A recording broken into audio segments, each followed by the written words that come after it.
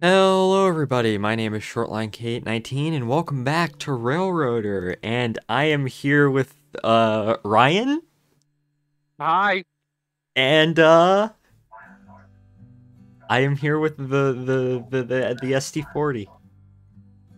Hi. Oh my gosh, that Oh, he's so back. Jimmy, I think you're actually, why are you at 150 on my end? Oh my gosh. Okay, I think you actually peaked the mic. um, Sorry about that. I actually misplaced the microphone on my headset, so I'm using the microphone I use for voice acting voiceovers, and yeah, that one handles a little different. Yeah, it peaked everything and as a result killed my ears. Sorry. Oh, there we are. Speaking Never of a dull moment in my brain when that voice goes on, let me tell you. Everything fires up, all Uh, systems. Oh dear. anyways, we are back with Railroader, and my dog is here. He's trying to play with me. So, oh, Oh, Leo, is it Bear or Leo? it's Oh, it's Bear. Leo? It's Leo. He's under my table. He has his ball in his mouth, and he's gonna drop the ball directly in front of him, or like underneath my chair where he can't get to it, and he's gonna whine until I pick it up and put it in his mouth. But he's being okay for now. He's being a good boy. Uh, app. I am moving around constantly. Okay. So yeah, it is now time. Michael, can I take a passenger train, please, please, please, please, please? Well, let's see what the fuck we have to do first, because we have 1,000. I swear, if this dog fucking untangles my computer, if the stream just dies, that means Leo has decided Leo to end the. interference. Yeah, he has decided to end the stream on his own accord. Okay. Let's see. What do we have to do? Well, hey Ryan, do you want to do a mixed train? Mixed train daily, hell yeah. Okay, so in that case, take out whoever you want. Couple up to those Bryson cars. So the 2 cars for Bryson and the 2 Appalachian Hardwood ones.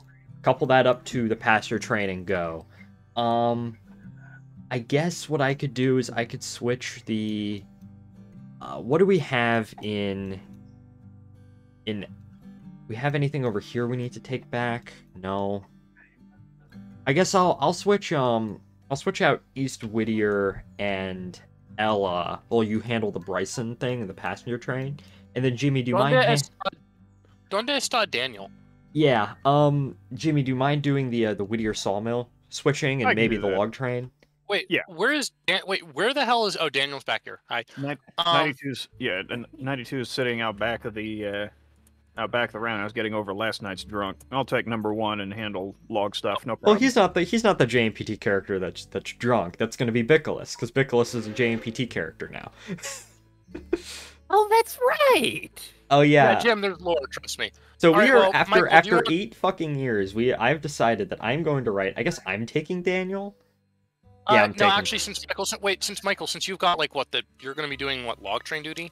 No, I'm gonna be doing the local passenger, the local freight between actually Jimmy, can you do log train duty and then I can do the local around here between here Whittier and Ella? Yeah, I can run logs. Do you want me to also handle the mill switching? No, or- I can handle the mail switching. It's fine. All right. Actually, Michael, do you want to take Logan and take Logs Daniel? only. I can. Yeah, you can take Daniel. You'll probably need. No, you can take Logan. You'll probably need Logan. Are you sure? Yes. I love a good challenge. It's I think we're good for now. Okay. But yeah, Logan, so you're mine. after 8 fucking years, I have decided to write a JNPT script. Did I tell you about this, Jimmy? I don't think you did actually. Okay. Hold up. I got to slightly adjust some things on my end, so you two keep talking. So give me a moment. Okie dokie. Let's see. Here, Jim, what's your plan of operation? Well, the log cars are backwards from the order I usually like them in, but I can work with this. I'm basically, if I'm logs only, then I'm going to just grab the log cars and head up the hill. Great. I'm gonna. Great, excellent. So yeah, if Come you're looking on. for a moment to slip out into the yard, you've got it right now. But Excellent. I will need the space by the Colvare in a minute or two here. Don't worry. I'll be out of your way in due time. Alrighty.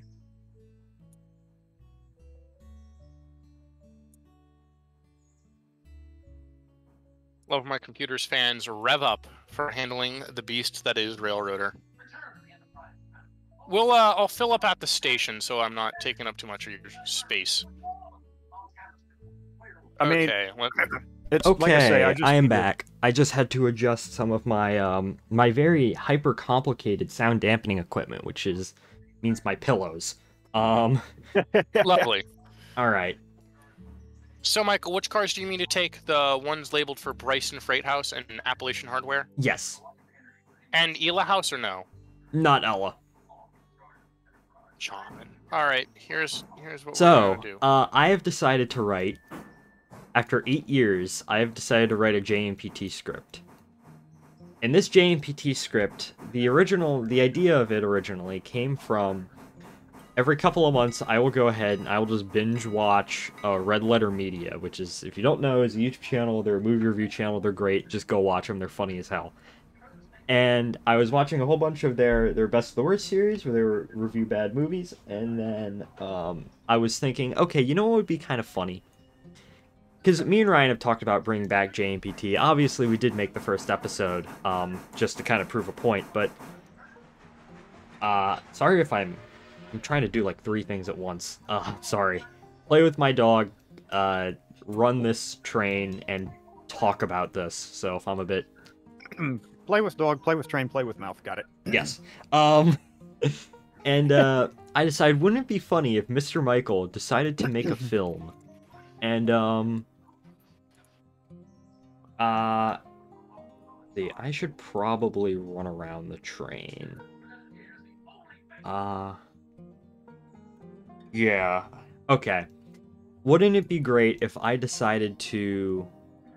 Hold up, we've gotten ourselves in a situation. Which is?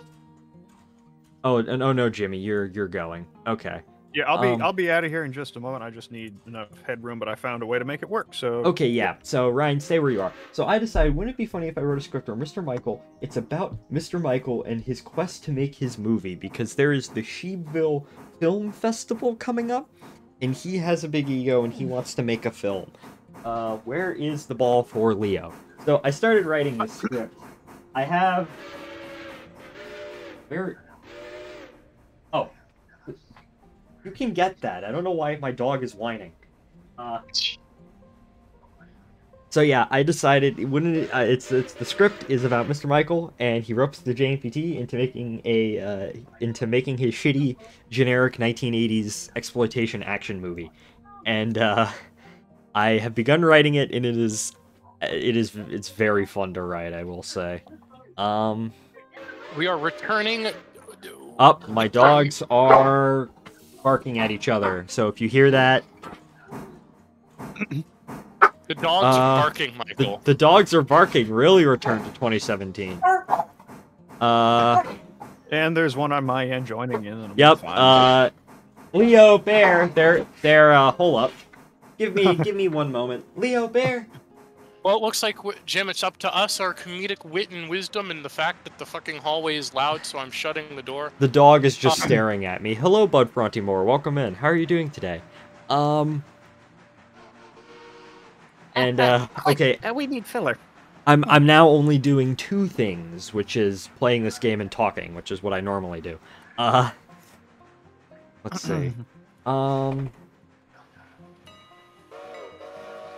Yeah, so I've begun to write a JNPT script, and Ryan said that if I finished it, he would film and edit it. And yes, there is a part in it, Jimmy, where because Mr. Michael, he needs like true stars, like true actually famous actors to show up in his film for 2 minutes, so he can put them on the cover. And he gets 2716, who just doesn't want to be there. He's only doing it for the money, I guess. And then Vicolas, who's going to be shit-faced the entire time. And moi! Yeah, and There we go. Yeah, our main character. And you know, what is it? There'll be a moment or two. With 587, who's in his witness protection program, as per the end of 311. Yeah. He is at the JNPT. The plan is that Ryan is going to be living under an assumed road name. Yes, I've just gotten ready for a race tonight at 9 p.m. EST, but I'm chilling here with you. Oh, like an actual race or like a race in a game?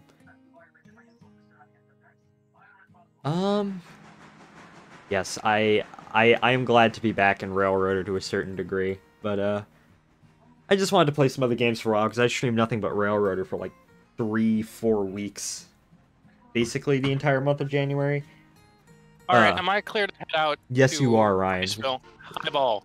Hey. Come on. You're Sim in the racing clear, game. I'm heading up the Y. I'm off the main line. Sim Excellent. racing game that is NR 2003 NASCAR. Ah, okay. Okay, Leo wants to head out. So give me a moment while I let my dog out. Filler. Oh yeah, 185 lawyers walk into a bar. The bartender says, we don't serve lawyers here. The lawyers say, you're a hard case. But Tish. Okay, That's a luckily I'm great- still not past that switch. Lovely. Hi, I'm back at my my desk. All right, let me get the passenger cars configured. I want to select every stop except the one I'm loading at, right? Yes. So that's just gonna be Ela and Bryson, right? Yeah. Great. Okay, here we are. So yeah, that's something to look forward to in the future. It's I'm not gonna get too much into it until I run out of things to talk about and then start getting into it more. Hold up, he wants to come back in now because my dog is fucking indecisive. Is my brakes off? Yes, they are. Okay. More filler. 185 vacuum cleaners walk into a bar. The bartender says, we don't serve vacuum cleaners here. The vacuum cleaners say, well, that sucks. Leo is back in the room. Bear is awake. He is here. Lovely. Also, that was an excellent joke from the voices. An excellent joke. The voices. We He's at the door. Does this dog want to just hang out in the doorway? Give me... Leo, I can't have you do that. Let him hang out in the doorway. The I mean, voices are outside. we are... I am so... I don't know anymore. Putting money down on the Silver Rapids mini documentary. Who knows? So this is what an engine would want with... So this is what a Ryan would want with money. We're just gonna have to keep the door open and hope no one wanders in. Oh, I am right here. Okay. Let me go ahead. A little bit. There we go. I don't want to clunk the cars. Jack said he would join, but maybe in a bit. Okay, that's a good speed. There we are. Okay, coupled up. There we are. Bear is not on the bed. Bear and Leo have traded places on my bed. Okay. They can listen to the soothing voice as we talk about fuck all. Yes. Let's see. Running the mixed train daily. Here we go. Are any of... Well, I need to obviously couple up my my train. Glad hands. The angle cocks are open. Open. There we go. Okay, let's run back into the cab. All Okay. right, we're gonna... I swear, I need, like, a dog door. Okay. Oh shit, things have gone poorly. Things have gone very poorly. I can hear my mom trying to coax Bear to go upstairs. Bear is a lovely dog. I do want to make a reskin with Bear on it at some point. There is a legitimate, like, it's kind of crazy. There's a legitimate Bear fan club out there. If you hear banging in the background, please ignore. Oh, he's back. He is Lovely. He is back here. He is Barak. We are so Barak. He has a ball in his Okay. mouth, and he's shaking his head. Okay. He is Barack Obama, and he approved this message. Maybe, maybe. That is true. Question: can Logan only hold 4,000 gallons of water? I think he can hold about 5. Up, the dogs are fighting over the ball now. For some Oh, reason, it gosh. stopped at 4. Huh. Can you two creatures not do your stupid tug of war right fucking here? All right, we're gonna move. Logan moving into the position for passenger loading. They are. So, by the way, you got a flat car here ready to head back to the East Whittier interchange. Yeah, I know. Once I get past this switch, I'm going to. This isn't a conducive streaming environment. I don't necessarily think.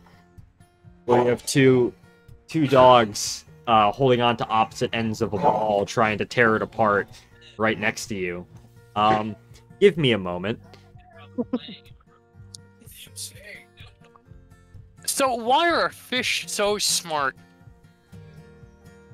I don't know why.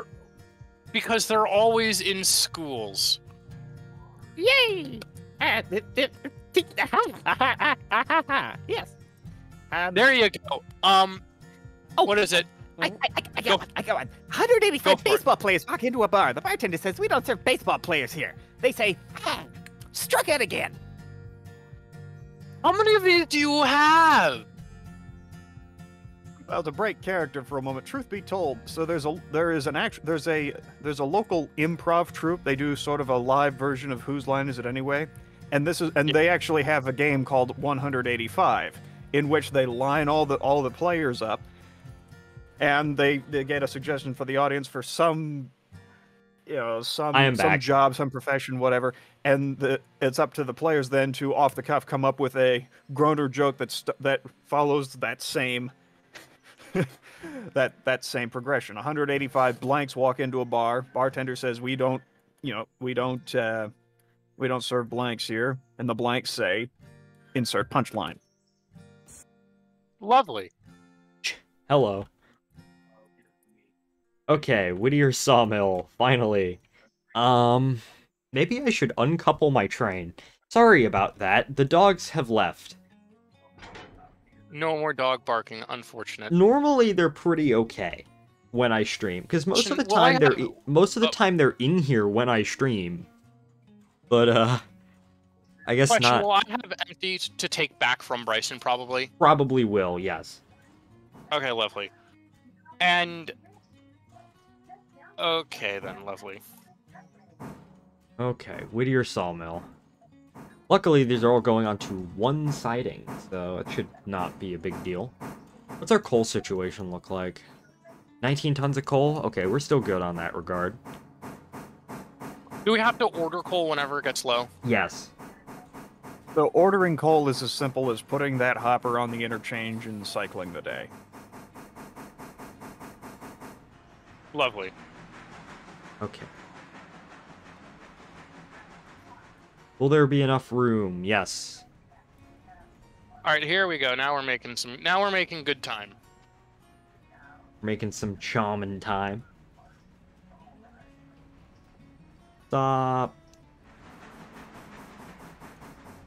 We'll make a Daila with absolutely bang on schedule. Oh god. Follow? And stop. Okay. So here's the question. Should I put money down on the Silver Rapids? Yes. Listen, once you've spent money, you are legally obligated to make this video now. Oh, why not? It could be funny. It could be funny. Also, I found out that the 2 sleepers that were built for the Phantom, what is it? The They were built Phantom for the Canadian Phantom service. Yeah, we're built in the same order as Silver Rapids. Huh. So make of that as you will. Ryan is going to make this video on this very specific Penn Central sleeper. Originally Pennsylvania. Originally yeah. Pennsylvania, transcontinental sleeper that somehow made it into Amtrak. Tell the story. Tell the lore. So the basic lore is that this car was built for transcontinental service via the California Zephyr. And the thing is, it served in transcontinental service for just about 9 years. When the Chicago, Burlington, and Quincy and the Pennsylvania Railroad had a small skirmish because the Quincy wanted the car because it was, equipped with all of the necessary trappings for the California Zephyr. However, the Pennsylvania Railroad, for some reason that I can't even pin down today, the Pennsylvania Railroad didn't, they wanted, either a 10-6 in exchange for it, or they just didn't want to get rid of it altogether, which, odd, but okay. In the end, what happened was that the Pennsylvania Railroad won out and kept the sleeper, and ultimately they really couldn't find a regular assignment for it except the Florida trains. And then when Penn Central happened, even that got thrown into disarray, and then Amtrak happened, and then it wound up in California. So returned to form, and then it became a private car. That's basically it. But it's gonna, I play up some things for for the story of it. Exactly. All right, yay, and it's timely. Wow, that's a lot of things. And YNOW, hell yeah. Ayo, so let's go. Okay. Yeah. Okay. And Ryan can't find much information on it during when it was a Penn Central car, so. And the Penn Central Historical Society had an article on it, so we're gonna.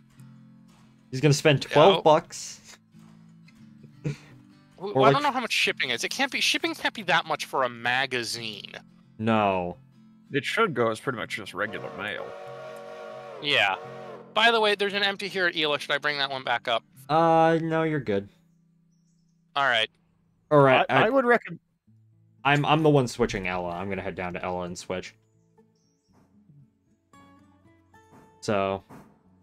I'll say this much: in my experience, the best way to handle the Ella freight is on the way back from Bryson. With whatever freight train you're doing, and that goes whether you've got the interchange at East Whittier or Silva.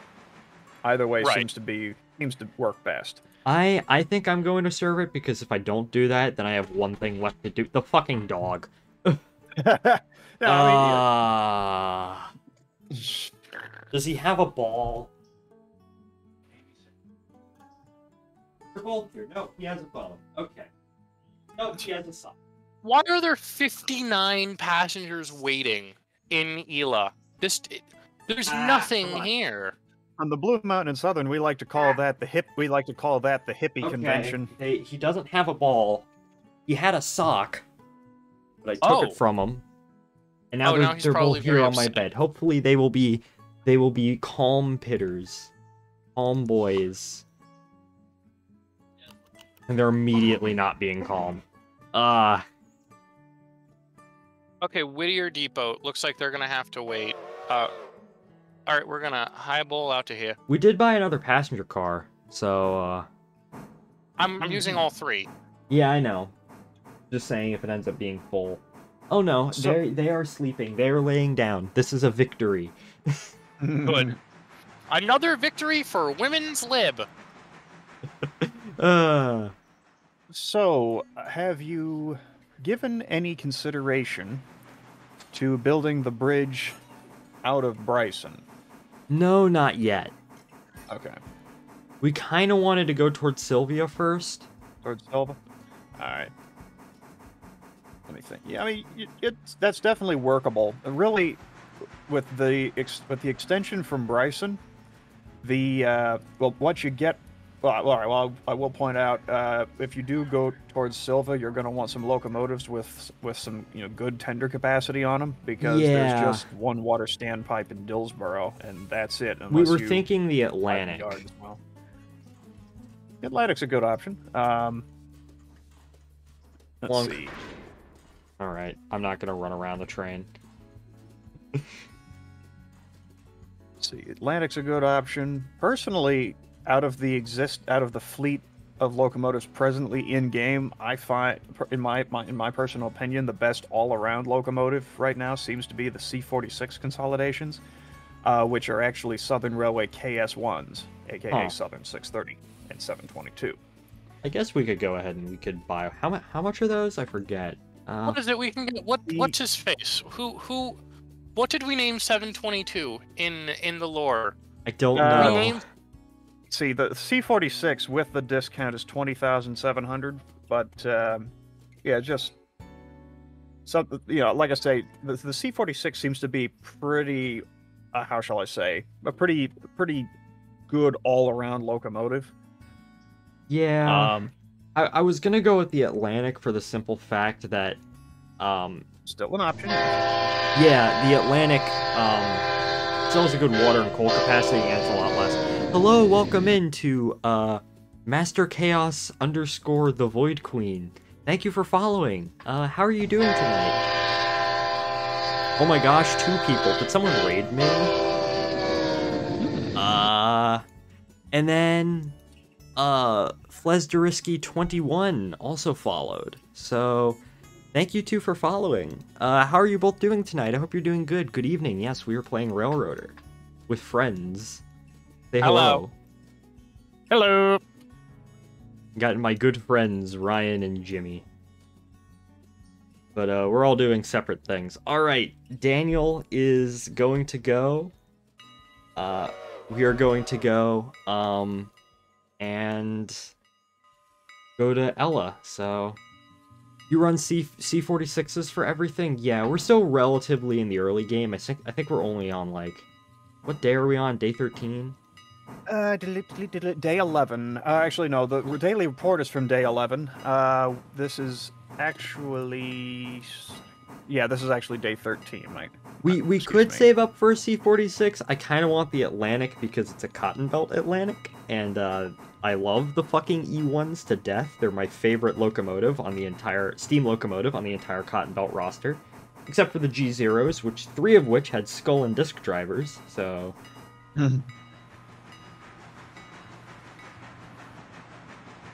You got 4, you got 4 C46s. The A26 is really good for passenger services. I mean, that's what it was for in real life. E1s for passenger locomotive engines on the Cotton Belt.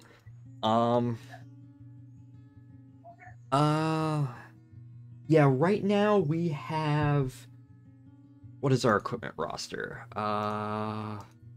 We have the T17 10-wheeler, the G16 Mogul, so the 2 starting engines, and we have the C25 consolidation. So we've only bought 1 engine so far this game. But hopefully that changed soon. We do have the extension to Bryson. Our next goal is we want to get the track to Silva. So that will be nice. I will say this much. If you do go west from Bryson... That gives you that gives you 2 passenger stations and 1 industry to serve, but that 1 industry is the Robinson Gap coal mine, and depending on how much of a contract you take with them, the Robinson Gap can be a big moneymaker.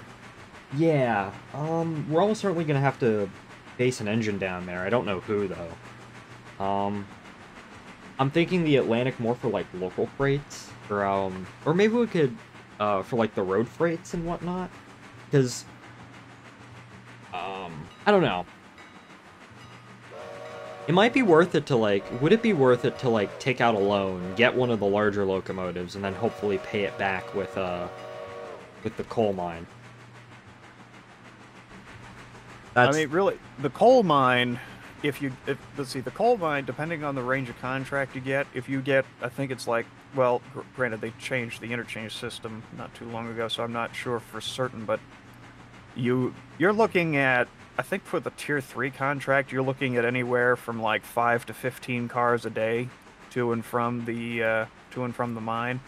How far is the mine away? So if you look, let me take a quick look, see if there's a way of, okay, so do you see So if you go on your map, you go to Bryson, and then you see the big hole in the map with all the speed signs and everything for Hemingway and Alarka Junction. So where the track reappears just west of Alarka Junction, the coal mine is the branch just going slightly north at that switch. I see. So it's not as far from Bryson as, or runtime wise, it's probably about as far from Bryson as Ella is. Give or take, might be a hair longer. I mean, the hill going up to Hemingway is a little stiff, but if you've got a decent locomotive, then no problem. For tier 2 contractor, so C46 would be no problem. I think. I mean, we used a C55, but I think the only time we ever found ourselves having to double head a coal train was when we got like 35 or so loads coming down, and that was when we were running tier 4 contract, I think, on the Blue Mountain Southern. Okay. That might actually be worth it instead, just for the coal mine. Yeah, and like I say, depending on how you do it, of course, you get paid for delivering the empties. Not that way in reality, but we'll take it anyways, and then get paid for bringing the loads back, and that can amount to $1,000 a day or more. That sounds really good. Okay, change of plans. Originally we were gonna go towards Silva, but I think now we're gonna go towards the mine. We're gonna build the bridge, Bryson Bridge to Fontana. Yeah. And let's see. So how that all works. So there's three sections to building the bridge itself. When you deliver the third one, make sure to bring the passenger train at least towards the end of the day. Bring the passenger train out, because once all that stuff unloads, then you need to pull it and run to Hemingway and Alarka Junction passenger stations. And then once that's done, I would recommend building the Alarka Junction Y, which is its own thing. That does not give you the branch line, but it gives you a nice Y right there at Alarka Junction. You can turn the passenger train, turn other things there. Makes sense. We can get tier 4 contracts now for right. a decent number of things. Okay, yeah. For things like Stenzel Manufacturing, Hollifield Oil, all the Bryson Industries, all the Bryson Industries aside from Appalachian Hardwood, I'd say give them as much of a contract as you can, or wait 3 days and go for tier 5 for those. Going tier 5 with Appalachian Hardwoods means you get 4 cars in and out of there every day, sometimes 5 as when they need a new coal hopper. I currently just have a tier 1 contract. Okay. You could, for Appalachian Hardwood, I think you could probably go like tier 3. Yeah, I can only have a tier 2 right now, but okay. We'll start with tier 2. You can bump that one up. Yeah, Appalachian Hardwood is one of those industries. If you have it all out, then you're going to be spending an awful lot of time running in and out of there, and it does get a little tiring after a while. But still, if I think on my single player save, I've got that one at like tier 3, and that's usually 2 or 3 cars a day in and out of there, so it's not too hard. Okay, let's see here. I'm currently going to figure out this mess of switching that I have to do over here. Okay, where's Appalachian Hardwood? Where the hell is this? Appalachian Hardwood's all the way at the end. Like, it's beyond the yard. Oh, I see it. Okay. I got 7-Eleven base for Robinson. The C46 can run a full tier 5 contract to Robinson. Yeah, okay. Let's see, so... I still think we'll probably buy one eventually. We want to buy the Atlantic because Cotton Bell one and 2 out of 5 of the people here are Cotton Bell foamers, including myself. So yes. Appalachian Hardwoods. Okay, let me think about this for a moment. Brian, do you want me to jump out there, see if I can? Oh my gosh! I want to try this myself first. Okay. Of course, it's you, Spud. I don't think anyone else has enough channel points to do the funk scream. Hello, Spud. Welcome in. How are you doing today? Hope you're doing well. What needs to happen? All right. Okay. That needs to head to the east with your interchange. That needs to go on the Ella House track.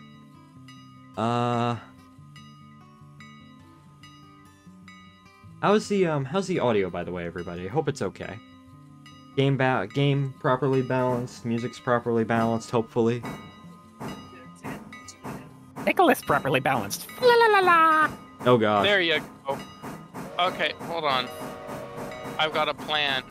I've got a plan. I've got a scheme, even.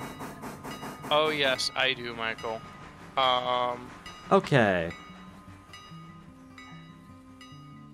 Where the hell's the Bryson Freight House? That's right there. Okay. Yeah. Okay. Y'all, this is gonna be the most incredible scheme ever. The most incredible scheme. Truly real. No, second most incredible. Second to mine. That's true. Okay. Gentlemen, I am pleased to announce the dogs are sleeping. They are Okay, actually asleep. I'm so glad to hear that, Michael. Okay, hold on. We're gonna... Alrighty. Excuse me. What? There's 128 passengers waiting. Stay winning. Oh my gosh. Okay.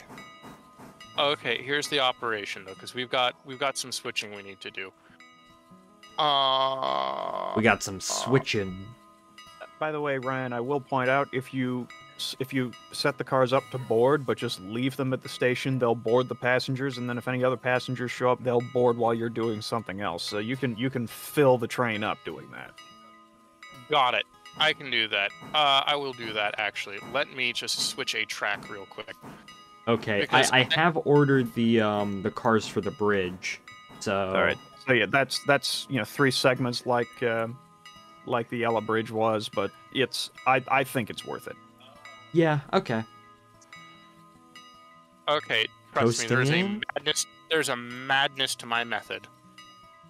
I have to ask y'all, what do you think of the whole Blackwell Gateway Northern fiasco? I've only heard so much about it. What I have heard has been comical. Because I mean, it's one of these things. If you don't laugh at it, you'll just You'll feel sad. Yeah, it's not. It's quite something. I don't know how to feel about it, honestly. Like, I'm glad that it's like the FRA is putting their foot down and saying this is awful. Stop. On the one hand, I'm very glad about that, but it's just so comedic to me. Just the entire situation. Of course, we wouldn't know about it, really, if the FRA didn't say, hey, this is fucking stupid, you can't let 13-year-olds drive your trains. Or try to sweep derailments under the rug, or operate locomotives so clapped out that they don't even have proper paperwork. Mm-hmm. Wait, what the fuck is going on? Okay, Spud. So there is this railroad in Oklahoma. At this point, it would be safer to say was almost. There was this railroad in Oklahoma, this little 30-mile little operation in the middle of fuck all, called the Blackwell Gateway Northern.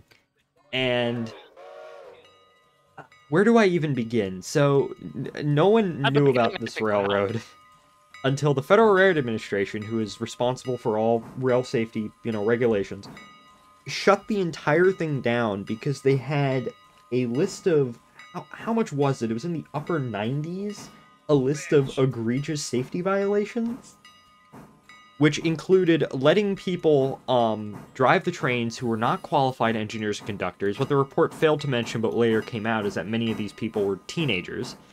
When the FR... Oh, may I? Continue. Yes, Jimmy? So as I understand it,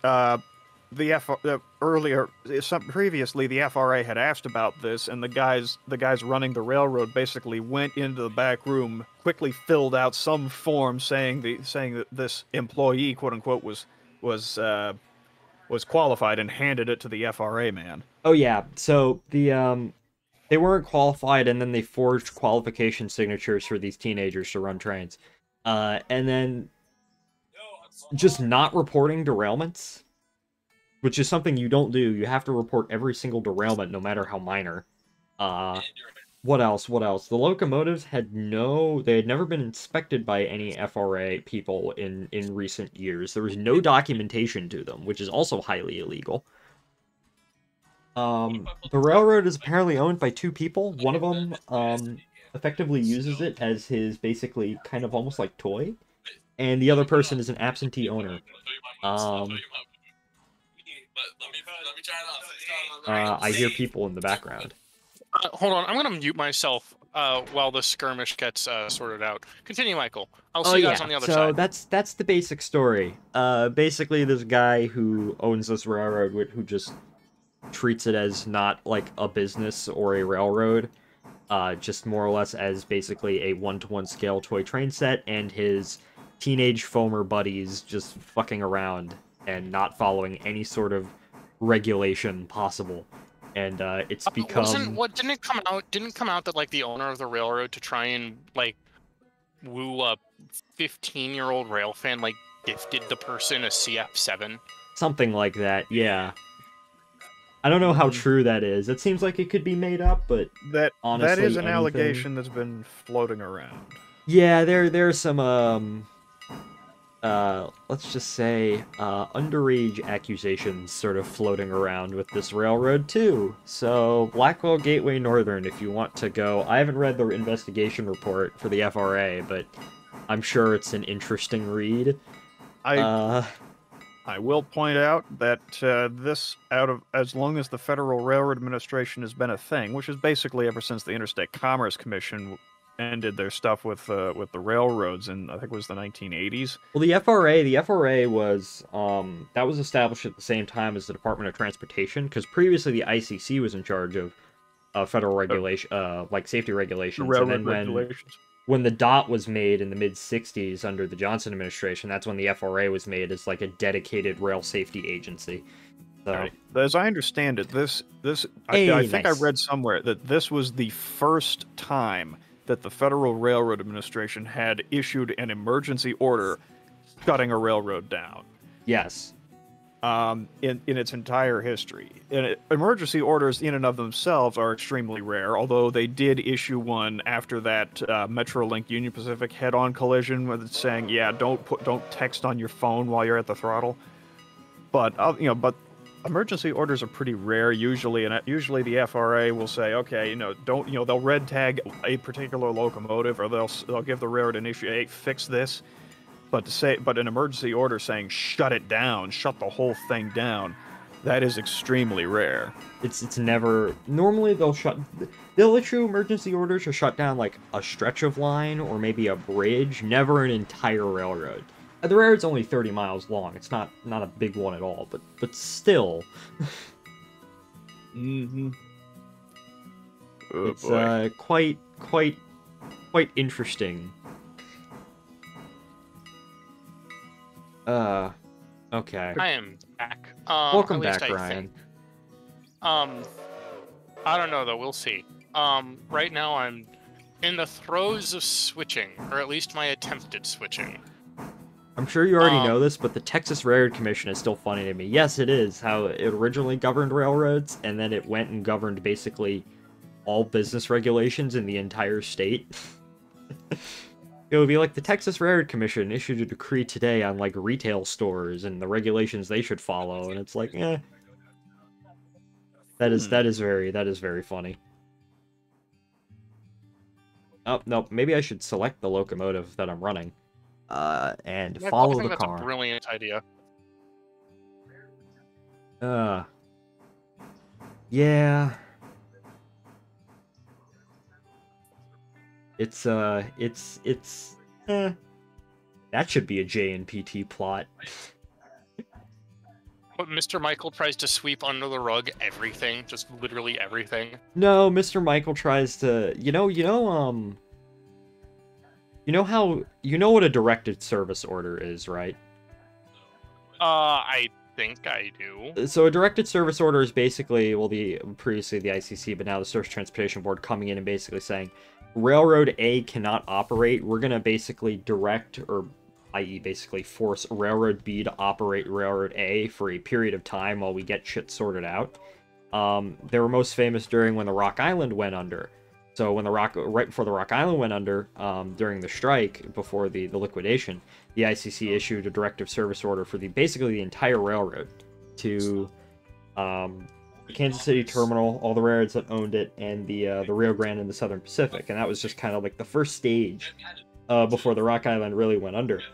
I had this funny idea. What if there's like this short line railroad nearby that they basically get shut down, and they issue a directed service order for the JNPT to operate it, but Mr. Michael is just as incompetent? Oh, that's perfect. Like, who would he send? It can't be Edward, because he's the most, like, logical person there. Logan's engineer. No, like, which engine would he send? Because he'd need, like, an engine to run it. Daniel. Or Jeff. Yeah, oh. Well, yeah, Daniel's still in his NDM, guys. Yes. They still exist and don't run anything related to railroads. I thought they still did. Well, I guess I'm wrong. They're the de facto fossil fuel agency for the state. Huh. Interesting. Okay, thank you for correcting me on that. That's actually quite funny. Okay, I'm spotting one of the first cars.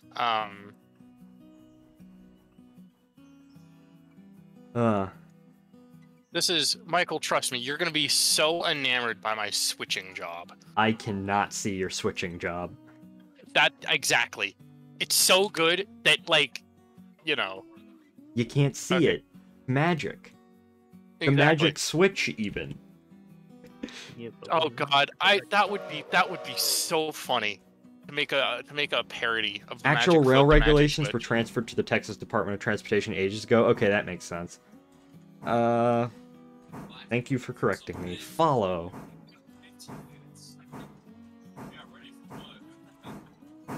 Alright.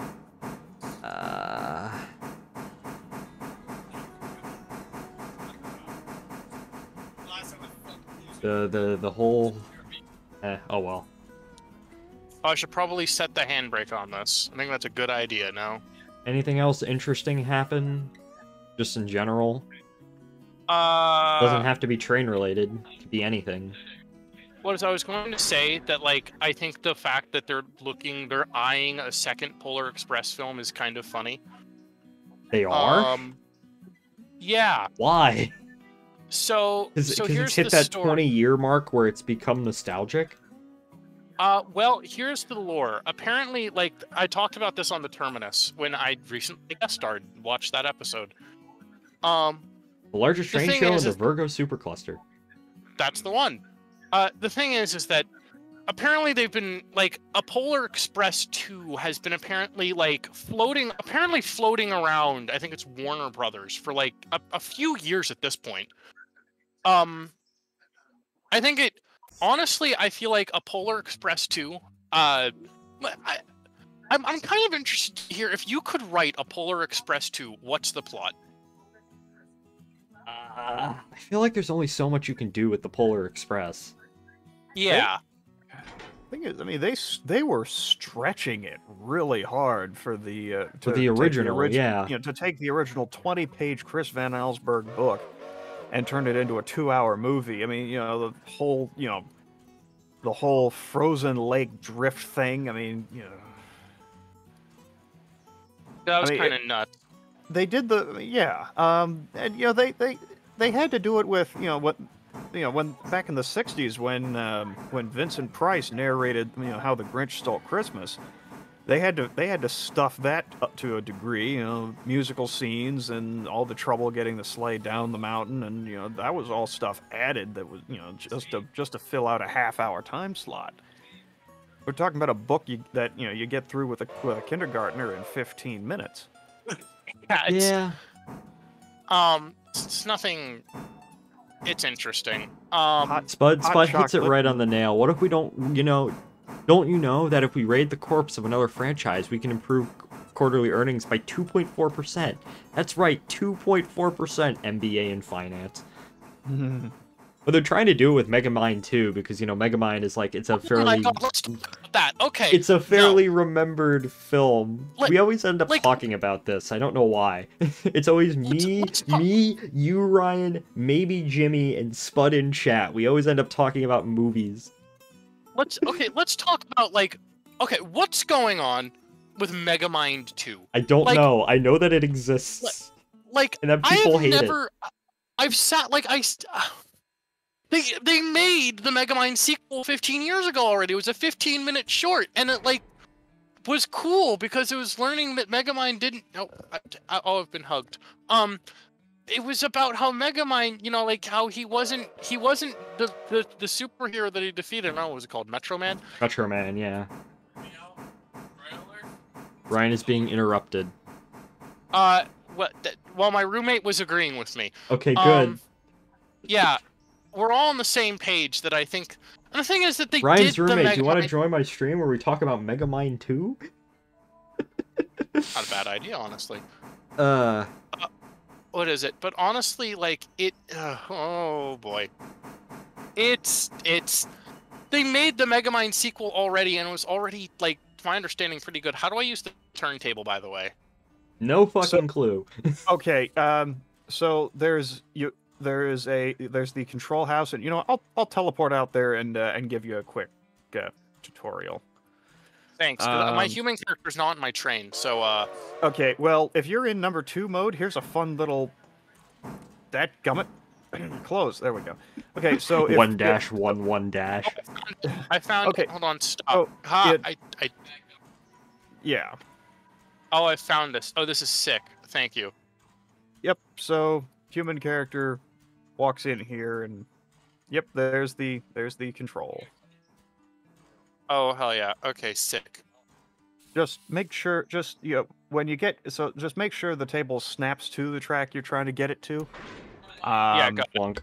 Because if it's misaligned, then sometimes things go boom. All right, we're Anyways, gonna- Ryan, your okay. point about Megamind, or was that just your entire point? The point about Megamind is that this is a franchise that I don't think really Lends itself to having Ally? sequels. Yeah, go for it, Jim. All right, I- yeah, I'll get you. I feel like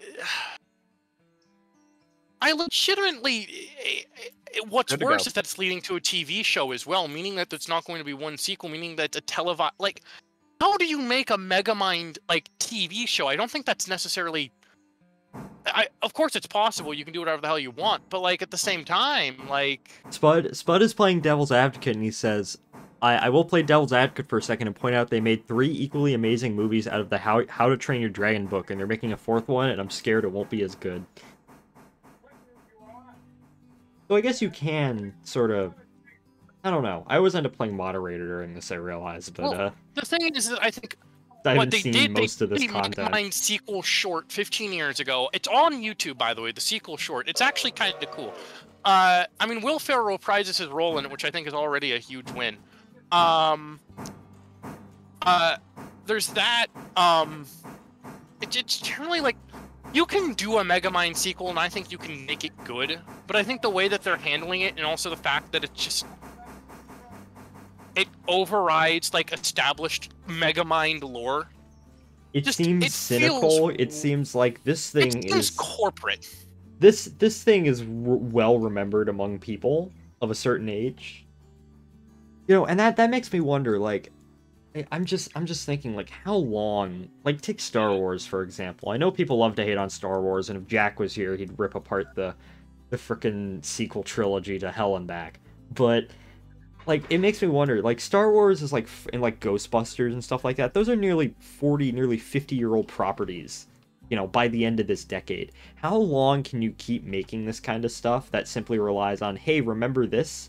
Before most people are like, I don't really remember that anymore. I don't really care. Huh. Jim, do you have any thoughts on this? I very rarely go to the movies, so I'll be honest with you. Well, I From my uneducated perspective,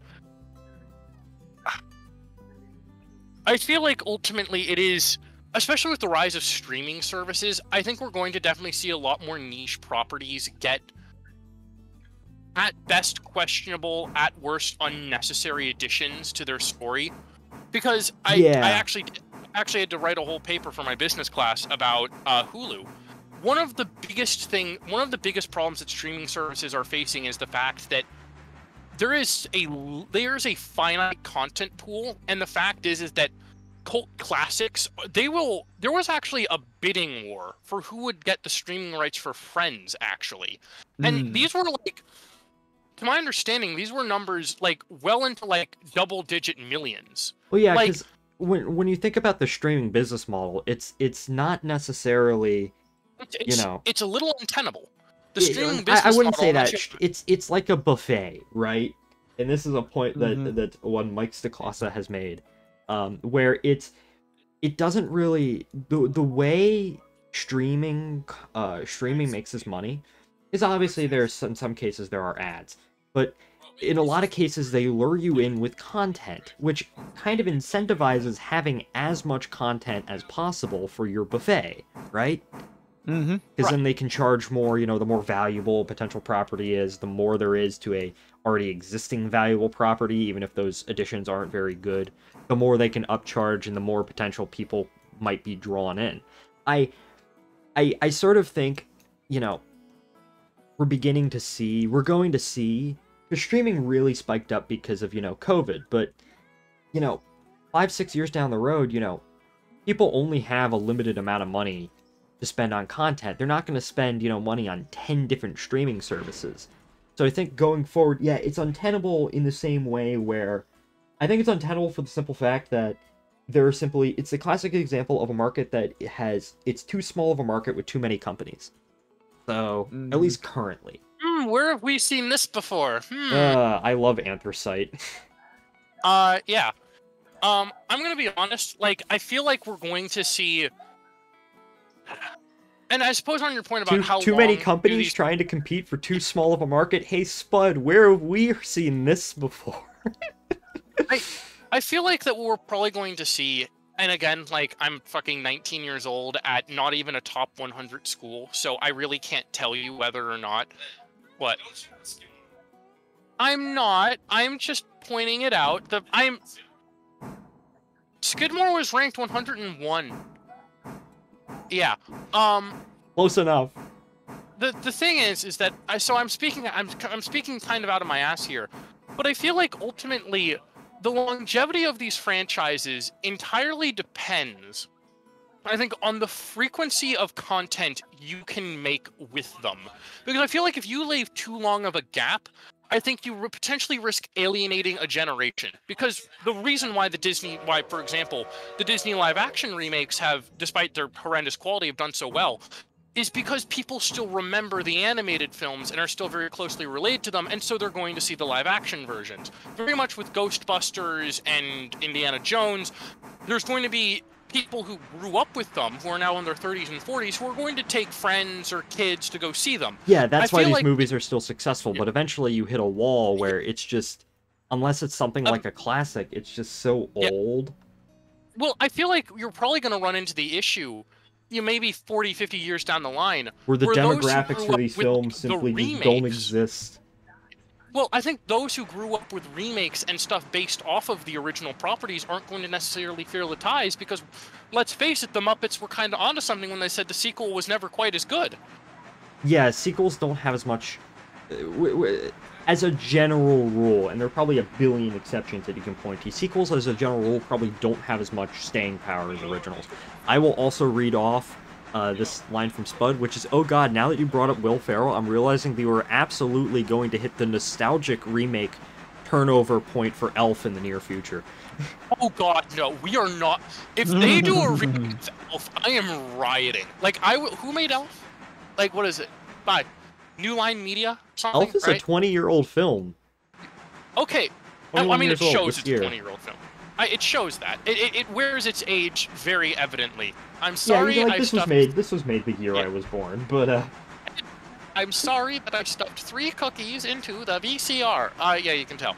it's like one of those things where, like, I feel like in a lot of ways where it's sort of become a classic, where, yeah, there are certain, like, dated aspects to it, but most people will just gloss them over. You know what are absolutely interesting exceptions to like the nostalgia remake rule? What? You know those early 2010 live-action hybrid CGI like movies that utilize like Hanna-Barbera properties, like the Yogi Bear movie and the Smurfs, like the Smurfs duo? Yes, like, I don't think I've watched those since I was 5. Nobody, like, those have made such little cultural impact. Like, it's kind of nuts.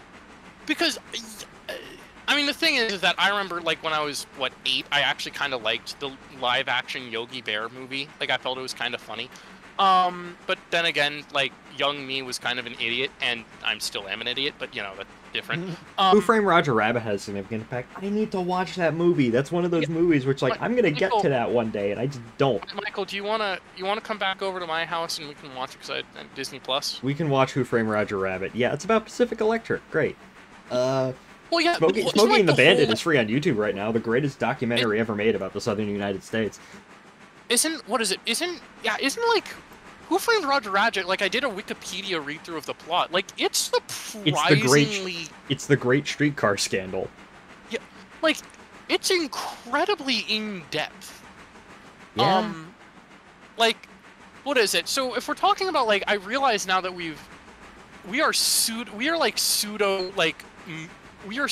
movie critics / analysts. This is great. I love this. Playing Railroader of all things. This is great. Someone has pinged me saying Longington to. Oh my gosh. What happened? Iron Horseman, take a look. Oh, I've been pinged as well. Shit.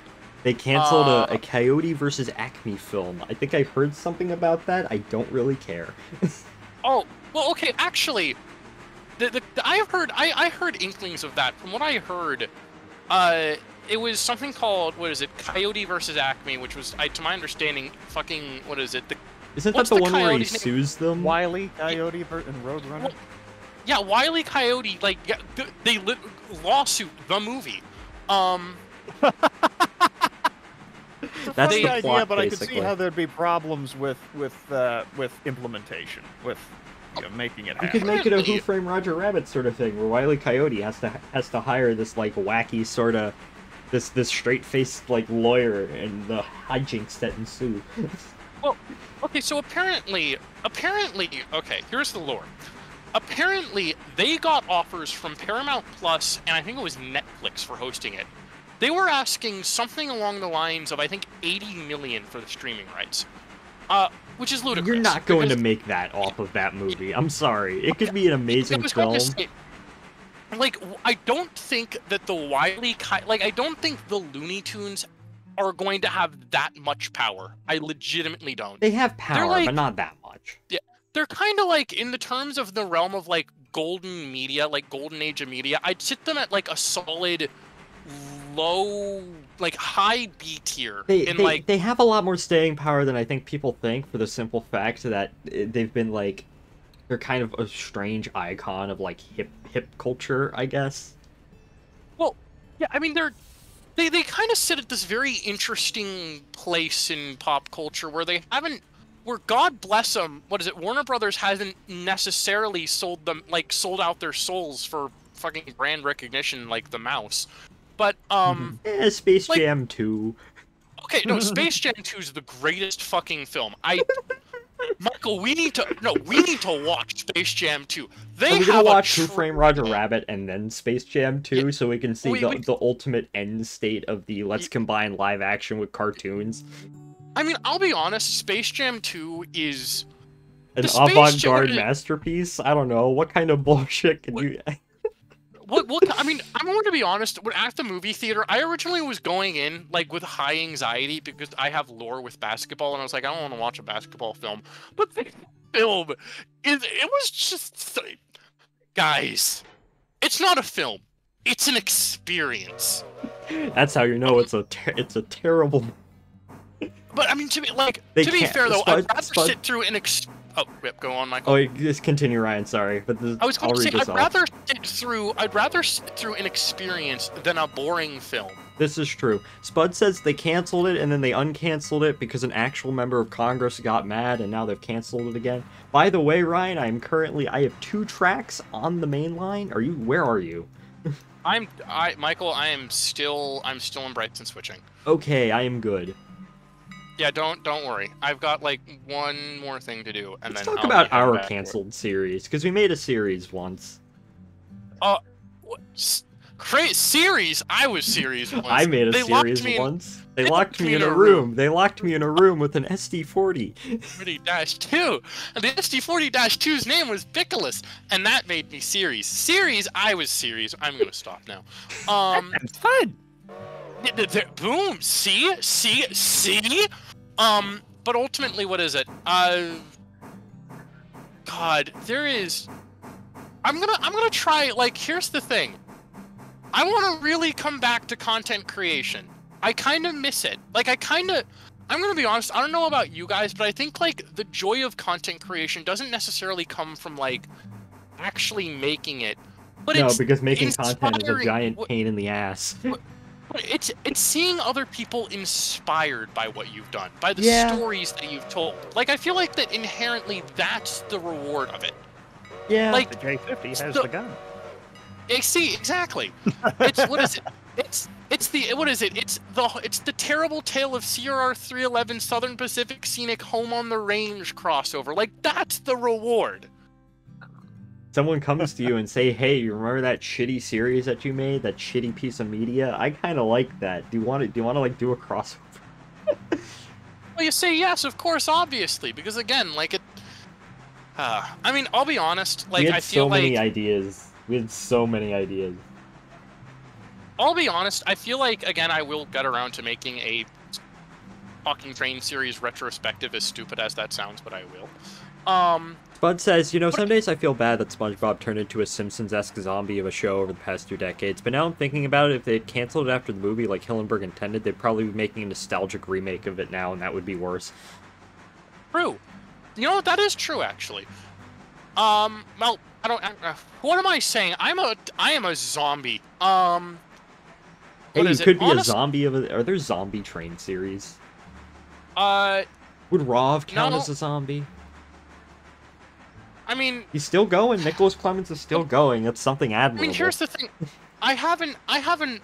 Look, I'm gonna be honest. First, I don't think I have the time to sit down and, like, wade through a Rov episode, because... Neither do I. 311's pacing was off, but Rov? I don't know, man. Like...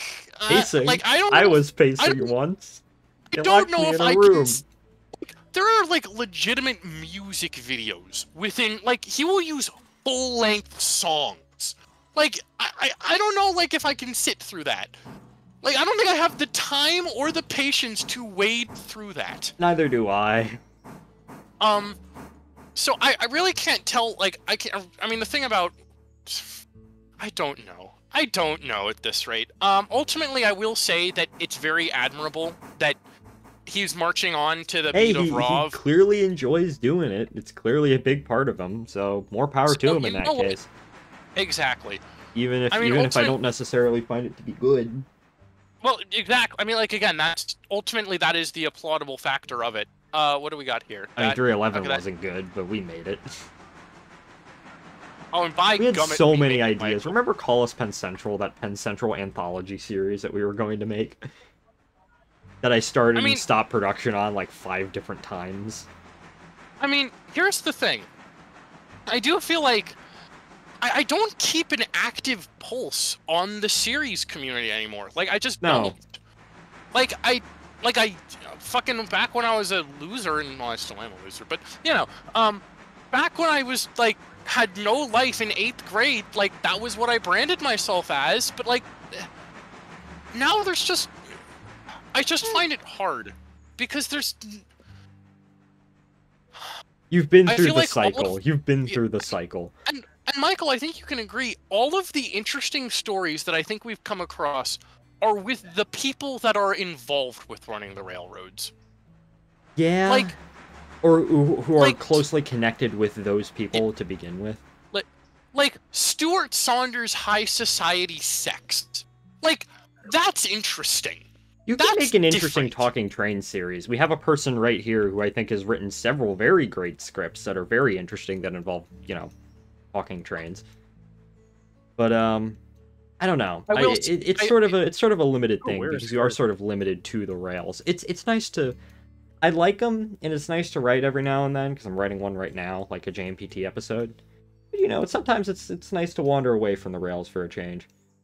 Very yeah, true. that is one of the problems. I mean, with the road to Denver. I mean, while only 4 episodes were ever made, I think there was a grand total of 14, 15 scripts actually written. And, script writing is the. I don't want to say it's easy because nothing about making any piece of narrative content is easy. Making narrative content is a massive pain, especially in video form. Video narrative content is a massive pain. There's no way to get around it. Well, I mean, I will say that I think, But like, no I matter, feel like the script, in retrospect, for me at least, writing is the easy part. well, it's the thing is, writing is before you have to like stage it in like trains or whatever you're doing it. Before you have to stage it in trains, before you have to like message 7 different voice actors because they forgot like 3 lines. And then before, like, sitting down and actually having to edit it and realizing, like, getting hung up on the music you're going to choose. Like, it is definitely, I think, from, as someone who fucking devoted 5 years, 6 years of his life doing it, like, that is, like, undoubtedly the easiest part. Mm-hmm. Listen, making any piece of narrative making a movie or a series or anything sounds like a lot of fun when you begin doing it. It's a massive effort, which makes it even more impressive with like a lot of the things that we come across are like personal projects. Like most of the time it's like 1 or 2 people doing this. Also Spud nice, yeah, I totally understand. Alright, I'm getting, what is it? Ooh, 850. Lovely. I'm getting, what is it? Which is why going forward, with maybe the exception of like the one thing I'm writing now, like if I ever make like narrative content, you know, either help with it or write it myself, you know, I generally want to keep stories smaller scale. Couple page scripts, couple of voice actors, I don't have to tear my hair out finding 70 of them. Oh, hey, Jack, are you here? Nope. Oh. Hey, Jack, are you drunk?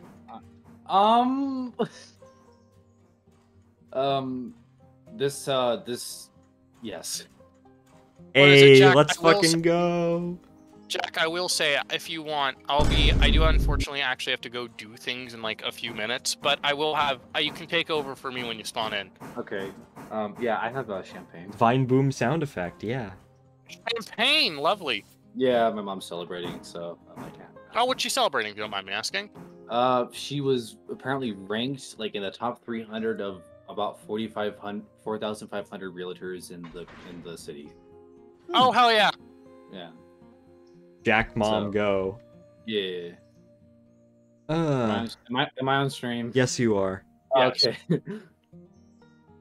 All right, so the log train has log train has been done. Girl boss, I guess. Oh my gosh, that was a jump. Ryan, did you disconnect? Oh my gosh. Okay. Oh my god, I have not played this game in a long time. I am in the BNO 280, I guess. Oh, where are you? I guess you're with Ryan? Who has Logan? Yeah. Okay. I have Logan right now. I guess that was in its cab when I last disconnected. Huh. What are you doing? What is it? Oh, okay, I see what you're doing here. Yeah, I'm putting these cars into Appalachian Hardwood, and then, what is it? Jack, because I think I'm going to be heading out in like a few minutes. Here's essentially the scoop. I'll get these cars into Appalachian Hardwood, and I'll hand over the control of Logan to you. The thing of it is that basically this car is for the East Whittier interchange. There is a car on the next to the station for the East Whittier interchange. There's also a hopper at the top of the yard lead for the East Whittier interchange. Take that and the passenger train back to, well, Whittier.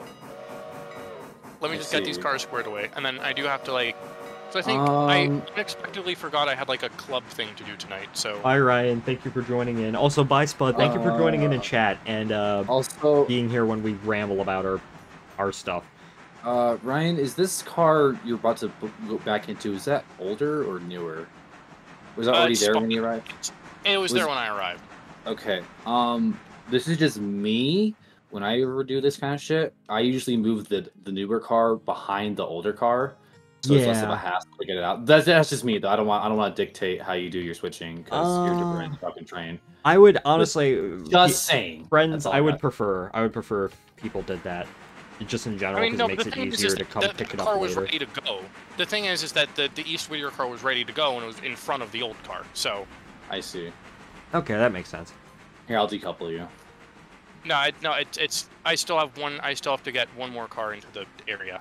Yeah, it looks like you got to move that out of the way somehow. What, the old car? Yeah, you gotta move. You gotta move. You see my character? Yep. Yeah, you gotta move this out of the way because the car you have there has to go behind it. Road. Donde? What? Okay. Donde está? The Boston and Maine car you couple to right now, it has to go to where that coal hopper is, essentially. Where next to that platform right there. Oh, oh, I see that. Whoopsie pupsie. Oh. I don't mean to be that guy, but shit, I did not realize that. Jack, you know what? Ryan, do you know when you press tab, you hover over the car waybill? Okay. I didn't realize that. Jack, you're taking over from here because I actually head out. So. Bear is sleeping on my bed.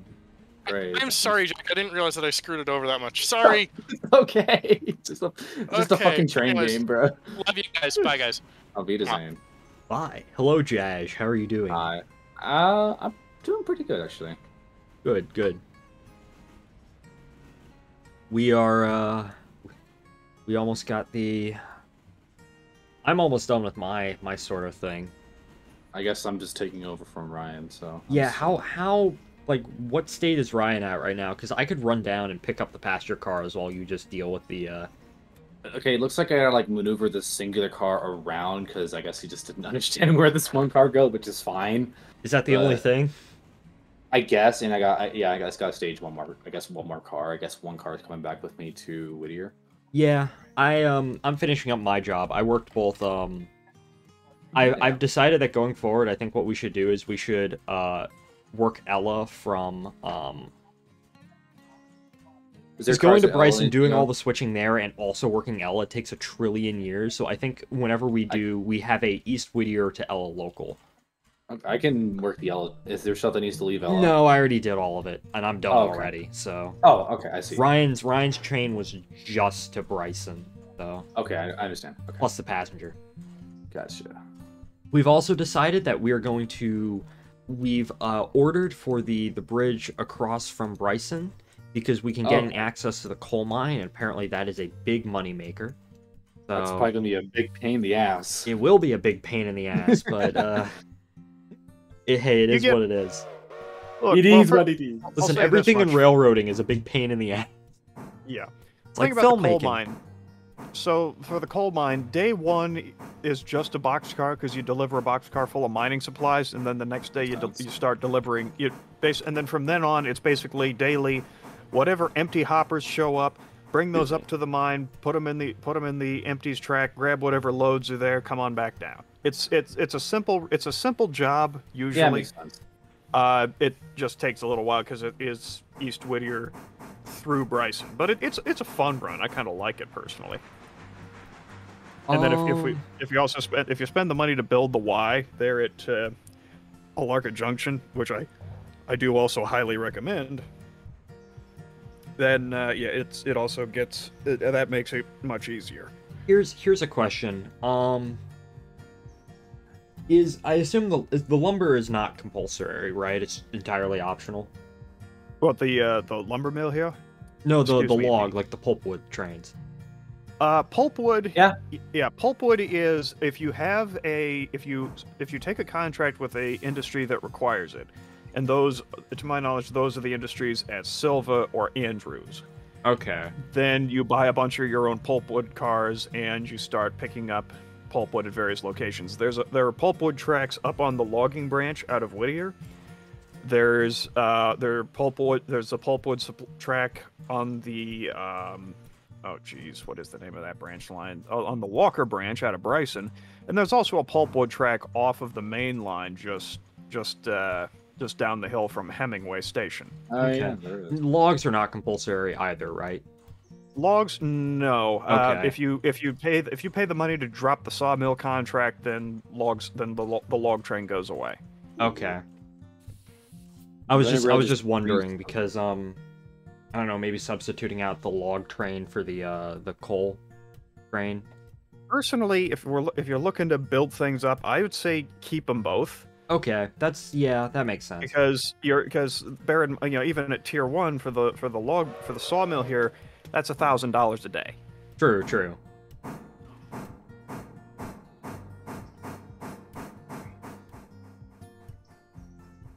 Okay.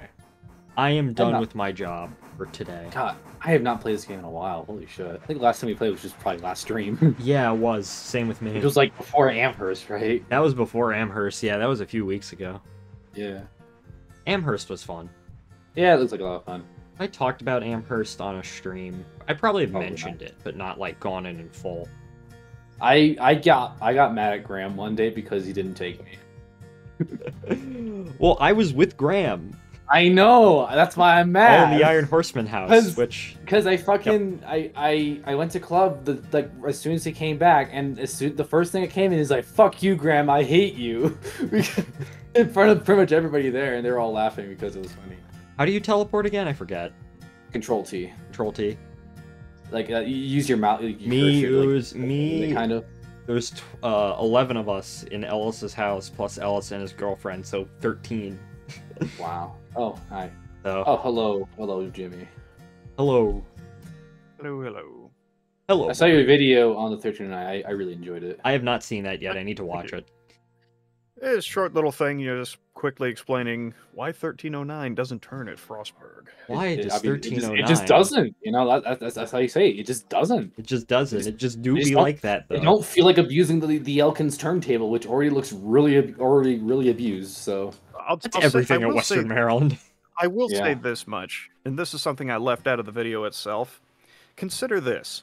So 1309 is a dome throttle superheated compound articulated. Hello. absolutely. And so, well, you know what that means, for how long it takes the engine to respond to a change in the throttle, right? A fat second, probably. A bit more than that, because so think about this: when you're starting 1309, if you're the engineer, you pull that throttle out, the steam has to fill all the superheater tubes, Oh jeez. Oh gosh. then go down into the high pressure cylinders. Then once And those are exhausted, recycle. go into the low pressure cylinders. Yeah. So now imagine trying to start that engine, light admittedly, but start that up a 2% grade, and then quickly level off onto a level turntable with a margin of error of approximately 8 inches. Okay, yeah. I mean, I have said it before. I do not. If they ever do sort out the Frostburg track, I do not envy the. I mean, if they level it out, that'd make it easier. But I still don't envy the engineer who would have to do that. Considering I'm told they almost ran 734 off the end of that table a couple times. Western Maryland is I love They're an 1309. interesting It's probably my operation. favorite steam locomotive in operation right now, but It's my least favorite, low key. I love 1309 because it's CNO articulated. Yeah, that's my issue with it. They don't paint it CNO. That's probably my biggest issue with it. That's I just don't, I me don't being even a care CNO that they paint it folder. up in Fireball. I do. It's my favorite locomotive in operation right now, but I wish it operated somewhere that wasn't Western Maryland. Yeah. What's wrong with your pistons, buddy? Oh, you didn't restore them? Oh, too bad.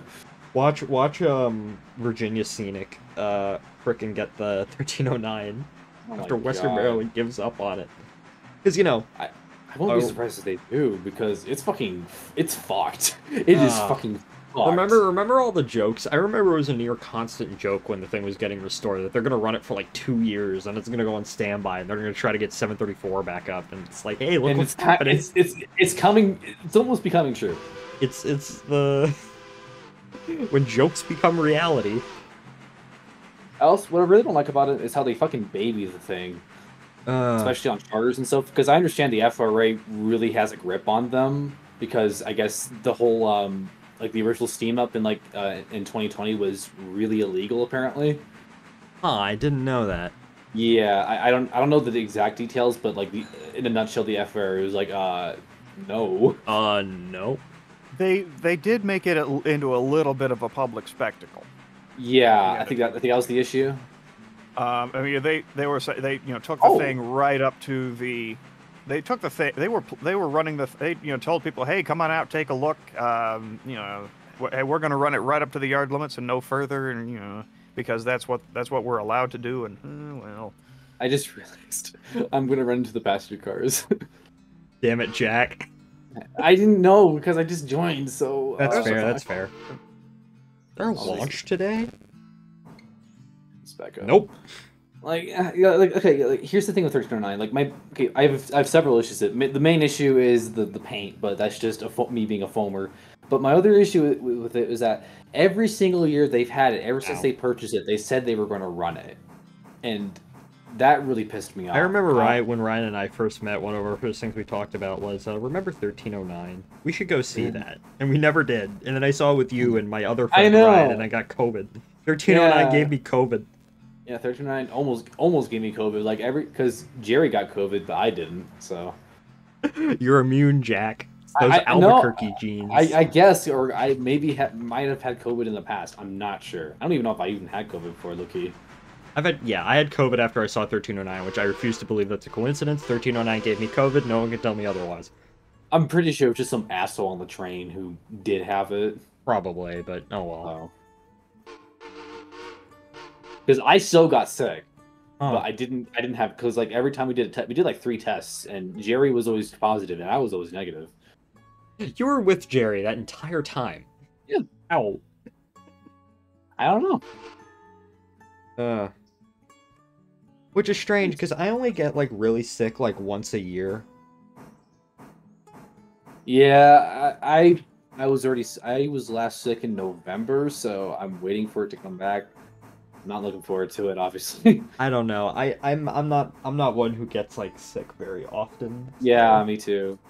I still feel horrible about Which is weird because my dad had COVID, but he was he got it from his office in Georgia, and he was there for a week. And my sister and my mom, they'll get the flu shot and stuff like that. Why is there a hopper on the runaround track, kind of in the middle of a switch?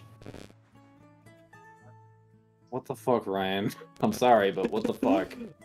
It's headed to the East Whittier interchange. I understand that, but why is it there? And that's we have to pull that, because if we don't, we'll clip it. Yeah, I'm not sure if we can. I don't know if we will. Will we clip it? If we hit it on that side, will it actually get damaged? You want to try? I kind of do, but don't want to. But let's find out. Sure, why not? Jimmy, would you have the answer? Clipping stuff seems to be kind of hit and miss. Sometimes it does damage things, other times not. Let's see, what hopper are we looking at? It's at the other end of Bryson. It's just kind of just casually in the middle of a switch. I don't know why. I guess this is just the way how Ryan operates shit, which I won't judge. So. I'm not sure what he was after there. I don't know either. I'm a little maybe confused, it started just drifting. Maybe he forgot to. That looks like a kick gone wrong to me, honestly. Yeah. I mean, the brake's on, so I didn't apply it. This is probably the most... take it nice and slow. I'm thinking that's doing about that, all I can suggest. This is probably the most tame I've been so far while drunk. Oh, don't worry, that'll change. Maybe. I mean, I'm still finishing on a glass right now, so... listen, it's only just beginning. Got an empty NC and STL boxcar at the team track, needing to go back to East Whittier interchange as well. Oh yeah, I see that. Should I take the passenger cars back then as well? Yeah. This ran as a mixed. More HSTs are going to Mexico. The fucking 125s. Yes. Oh my god. Well, let me see. I don't know why. That's hilarious. I don't know why. Well, they have knuckle I mean- cutlers now. I mean, it's not as funny as that bridge. You know what I'm talking about? Which bridge in Mexico? Like that bridge for in Mexico. You know what I'm talking about? No, It actually. was like it's like it looks like shit out of like fucking trains. It was like the grade, like it goes up onto the the bridge. level. Oh yeah, that bridge. The in Mexico, bridge. That's in Mexico City. That's on the Yeah, Mexico it's- City Terminal Railroad, I think. I thought you were talking about like a bridge on like the interoceanic or Mayan corridors. No, like the bridge. Oh yeah, the bridge. But yeah, these HSTs. Yeah, there are more HSTs, and That's funny. one is inevitably going to get into a wreck, and people are going to die. But Yeah, you're definitely clipping through it, but it's not being damaged, so I'll take it. Fucking trains type shit. Oh yeah, there's bound to be a horrible wreck. yeah, it's funny that they're there. That the HSTs are there because it's like, oh my gosh. Sorry, I was looking down at my phone. Look at this Yeah. shit. Yeah, we're kind of just clipping. How do but, you like, how do you Okay, never mind. There we go. But like I don't it's, know how we're not fucking up. it's but funny you know that what, they're I'll take playing it. trains in real life, but it's also not so funny when the inevitable consequences of playing trains in real life. Cool. Ugh.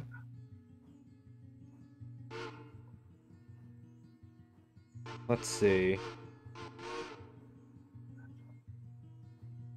Okay, you know what? It worked, so I will not complain. No. Dun dun dun dun dun dun. Dun. You did the thing. I saw Graham today, Michael. Nice. Graham Yeah, is we're- real.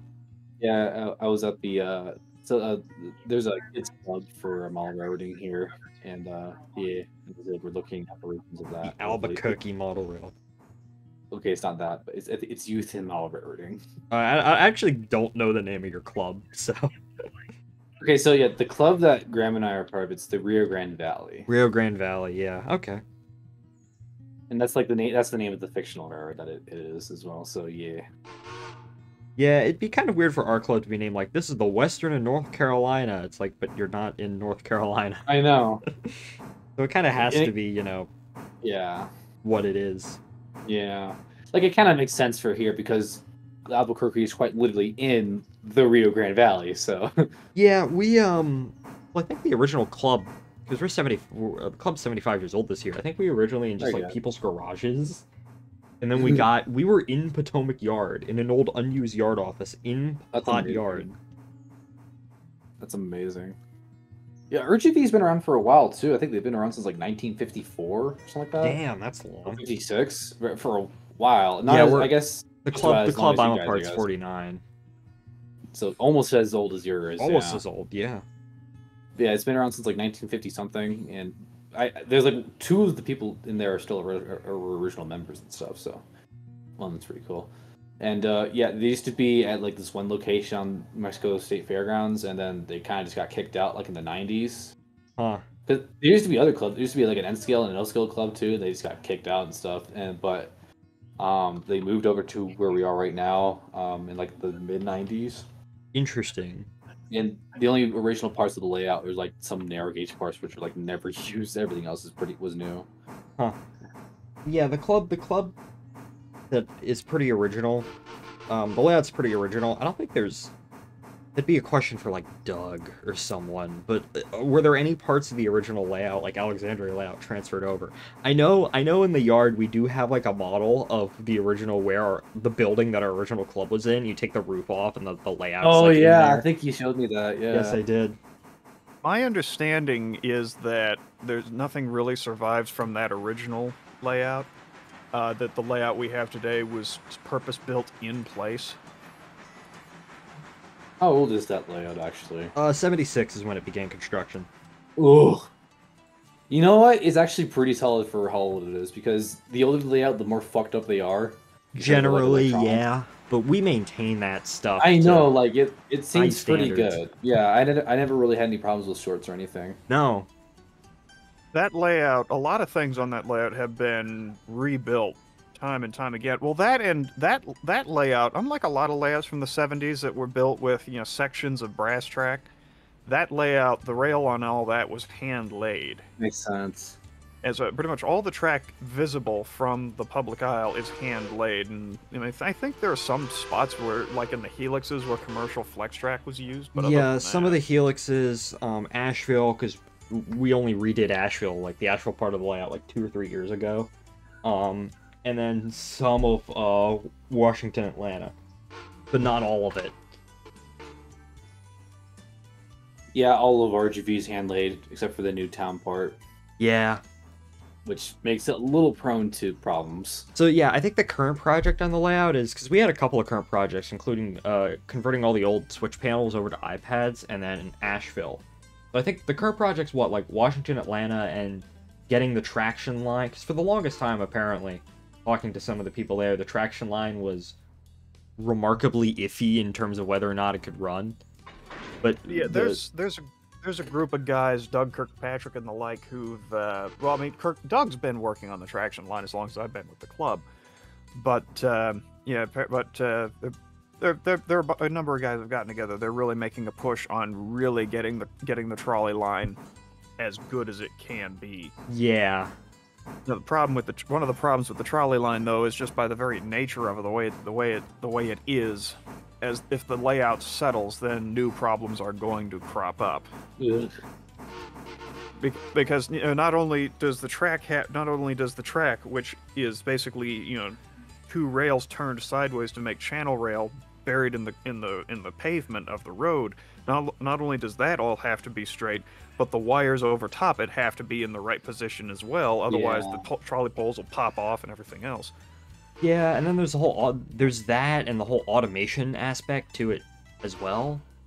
Mm-hmm.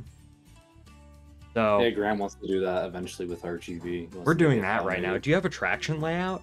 Do you have an interurban on yours, or? No, we don't. I mean, kinda. There was one originally with the old town before it got torn down. Sad, really you should have kept it.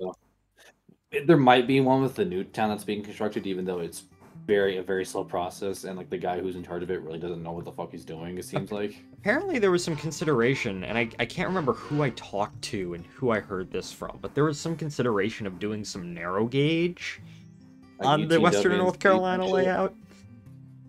C1. Yeah, it would have been to model that. It would have run from like Ridgecrest up like into the loops area. Interesting. It would have been like a short little thing just for people to run, maybe like a loop, kind of like the clinch field, but apparently there wasn't enough interest. Yeah, there is narrow gauge tracks on RGV. I'm here, Jack. I can couple this up.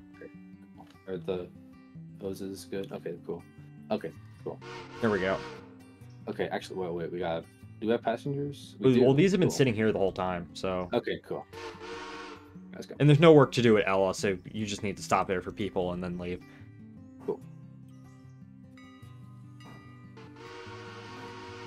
Yeah, there's like the only original parts of RGB from the 50s layout was just this loop of narrow gauge and like a little switchback for switching in. There is some dual gauge too, but it's all not wired up or anything. So. Aw, that sucks.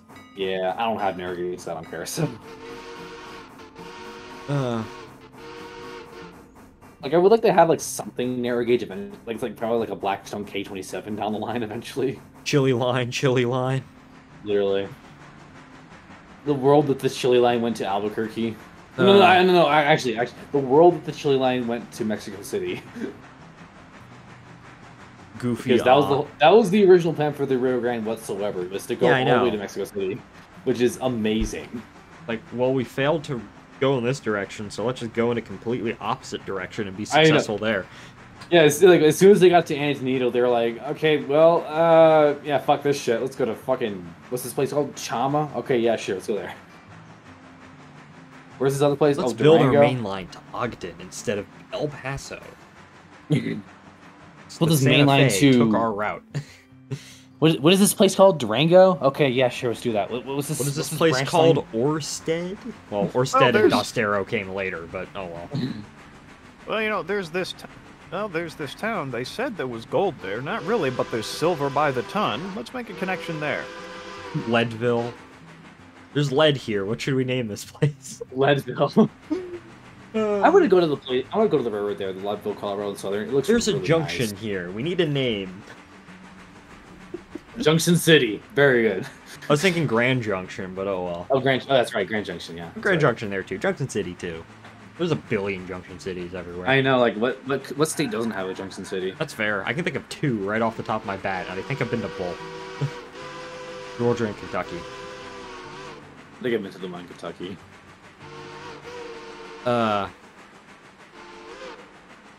Yes, this is Orsted, and the exact opposite name on the line is Dostero.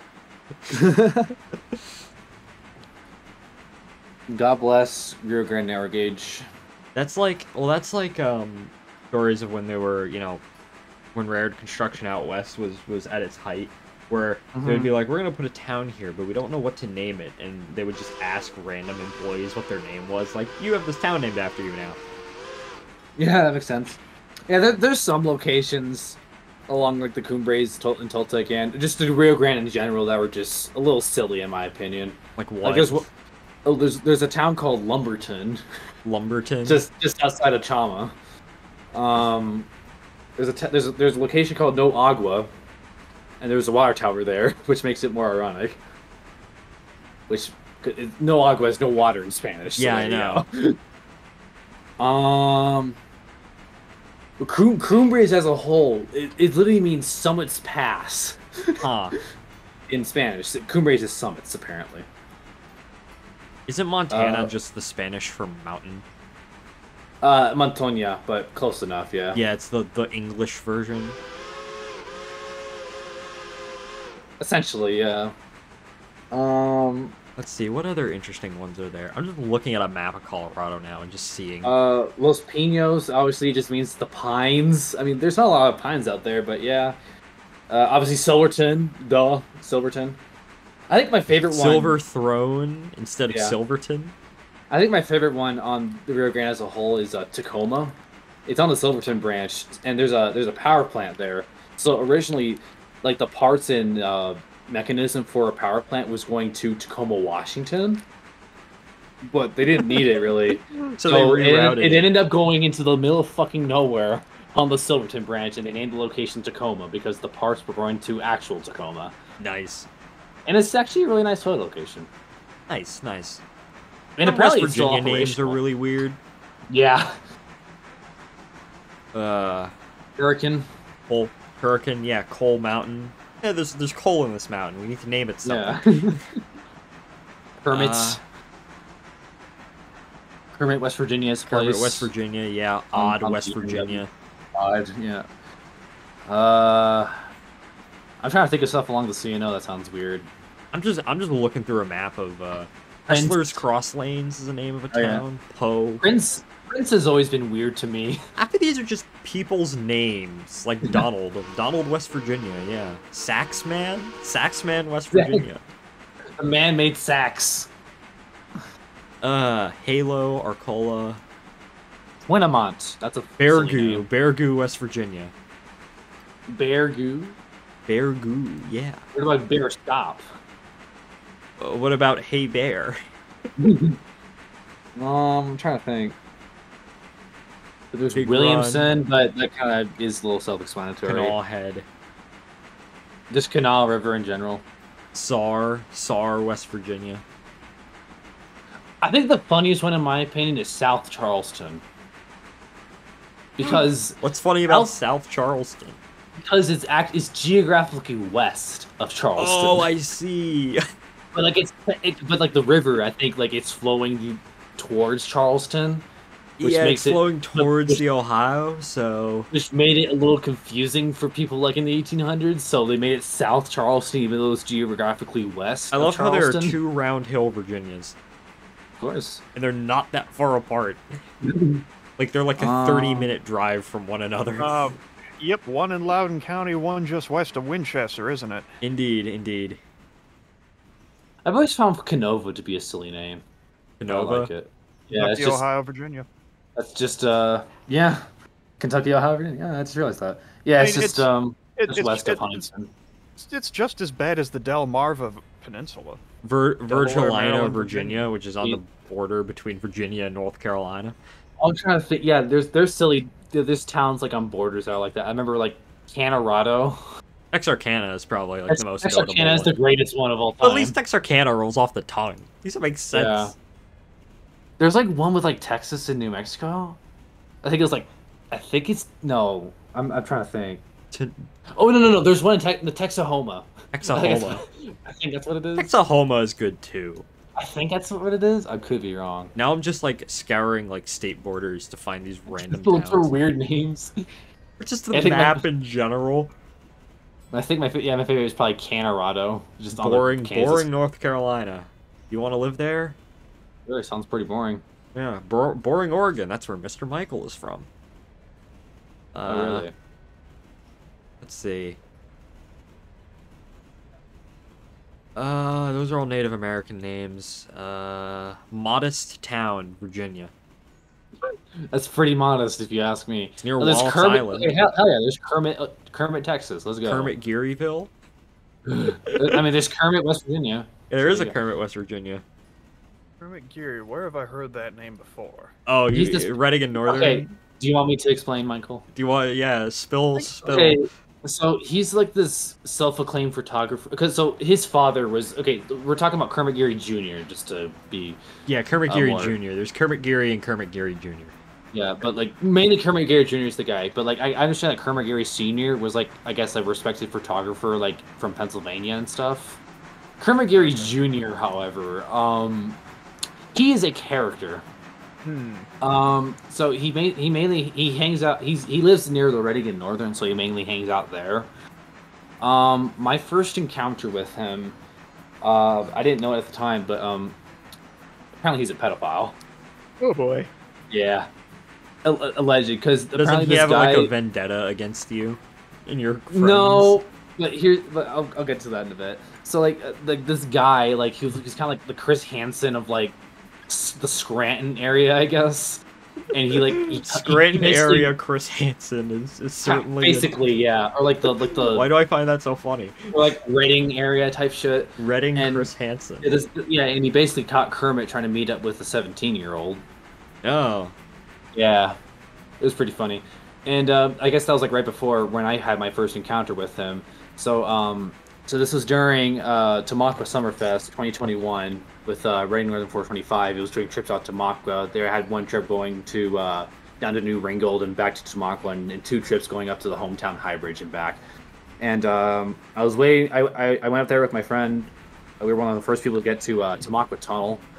It was a pretty good spot. It was like the only spot we could really get for like one of the trips. And like when we rolled up, there was this really crusty looking old dude there. So it was already after a great start, and so I didn't think of much of him. And I'm scrolling through Facebook that night, and I see pictures of me and my friends on Facebook, basically ridiculing us, basically because we had like 2 hours to wait until 425 came through there, so we were just hanging out on the tracks like a bunch of dumbasses, basically. And he was saying, like, we need to get more self-awareness going here. I'm Kermit Geary, blah, blah, blah. And he had another picture of me and my friend, like, cutting down some, like some weeds and stuff just to make the shot look better. And he's like, glad to see the younger folk helping out. I'm like, what the fuck? And so, yeah, we did some research and we found the whole Chris Hansen thing and stuff. And it just became a huge rabbit hole after that. Kermit, and, like, every rabbit hole. What's up? Is he, like, in his 70s walking with a cane, or would that be his dad? I think his dad's probably passed away at this rate, possibly. Okay, because but he's definitely in his 70s. Because I know about 10 years ago, ran into some. I know his name was Kermit. His name may have been Kermit Geary in New Jersey. Was on a photo charter. That photo charter was a mess in and of itself. But I mean, I didn't really have any interactions with the guy. But... Yeah. Here's a photo reference if you want to see who he is. I'll put it in the Railroad chat. Bump-ass Virginia. There he is, right there. That is a town name. That's it's like a creepypasta. What the fuck? It's a cursed image. Yeah, it was funny because I was chasing the T-Hawk with my other friends, and we saw him at Nesquehoning Junction. So we walked up back to our car, and then like my friend Joe was trying to take a picture of him, and then he looked up at the perfect time. So, and yeah, oh yeah, he also got this picture of him, which I think is like the greatest thing of all time. We were walking back to our car from Nesco Hunting Junction. I think this is like the greatest picture ever. That might very well be the guy I'm thinking of, but It could be. Yeah, apparently he used to be like Delaware Lackawanna police. Apparently. Hmm.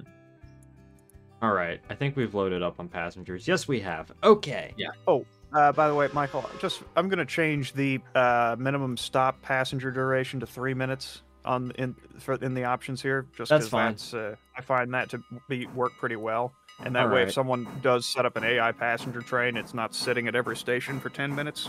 Yeah. Overall, Virginia. Oh, Booger Hole, West Virginia, the famous. There's Big Simp Lane, Virginia. How could I forget about Booger Hole and the famous murders that occurred there? I'll be right back. Appalachian Storyteller, I think, is a very... Is it Appalachian Storyteller or is it someone else I'm thinking? Has a really good video series on Booger Hole. Jeez. Yeah, Kermit's a character. There's another video that surfaced of him, like at like a Turkey Hill. That's a gas station in that area, and he was just freaking the fuck out at the gas pump, and like it wasn't giving him a receipt. He kept on like hitting, like saying like yes, yes, yes, yes, yes. Turkey Hill is a gas station? I thought they just made lemonade. No, that's a gas station. The gas station, okay. Like up like in the Reading, Scranton area type shit. Huh. I need to go to frickin' East Broad Dock. Yeah, you should go see the Hog one day. I want to go see that. I want to go see the Hog with you and a bunch of other people. I know. When can we see the T-Hog? But I want to see the Piglet more. I need to look back through the Big E trip to see, because when we went to the Providence Northern, you know how many, between the 13 of us, you know how many T-Hogs there were there? 5, I think? Yeah, 5. Count, Yeah, and a Grand Pennsylvania Rare T1, and a CNO T1. Yes. And we all we all put them in a massive train on the Providence and Worcester, but on the Providence and Worcester, on the Providence and Northern. Probably isn't Worcester. The Worcester. Listen, MTH is good, but I'm still upset that it took so long for them to deliver their Providence and Worcester RS3 that my mom said, we're just gonna cancel this and get you another engine for your birthday. It's like, I want my P&W RS3. Alright, I'm back. Welcome back. Jimmy, did you hear about the T-Hog spectacular at the Providence and Northern? No, I did not, actually. So I think there were like, it was either 3 or 5, I don't remember. 3 or 5 T-Hogs, Reading T1s, plus a CNO T1, plus a PRR T1, that we all put in a big coal train on the Providence and Northern. Oh, alright. It's somewhere in Iron Horseman, I don't remember. Yeah. Oh well. All right, let us continue. We're almost done with this day. Bryson Local always takes the longest, but oh well. Are we going to finish the stream after this? What do you two want to do? Are you two okay with going, or? I'm fine with keep on going. It's up to you. It's your No. fucking stream, so. I'm gonna have to scoot because I got some video work of my own to tend to, but What time is it? 9:31 p.m. Eastern Standard Time. We can keep going, and if we get bored, Jack, we can always come back some other time. All right, yeah, we'll continue for now. All right. Why are you gunning it? Stop.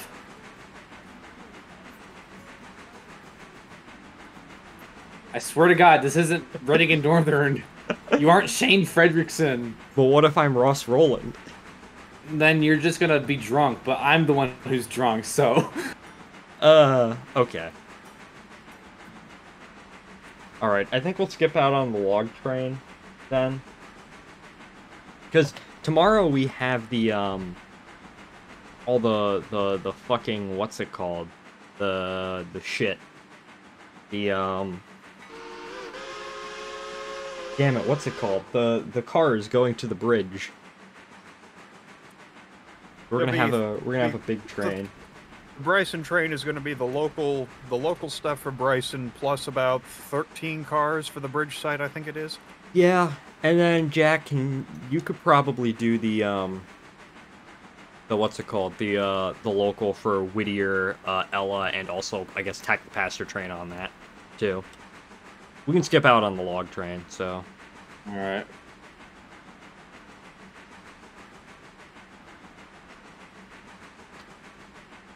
Let's see.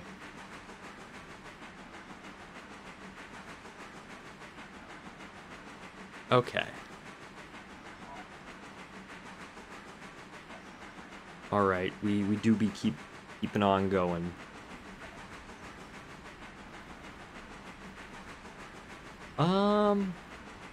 Damn. Because this holds, what, like 5,000 gallons? We've used through a lot. Used a lot. Yeah, because you keep opening the goddamn throttle. Hey, I only did that once or twice, maybe 3 times.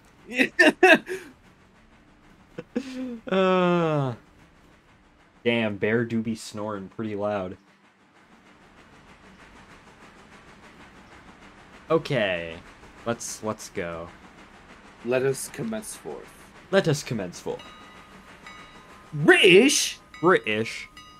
Jack, what are your thoughts? Because we were talking when Ryan was here, we were talking about various pieces of media, and I thought, I think I brought up Star Wars, and I said, you know, yeah. if Jack was here, he would tear the sequels apart.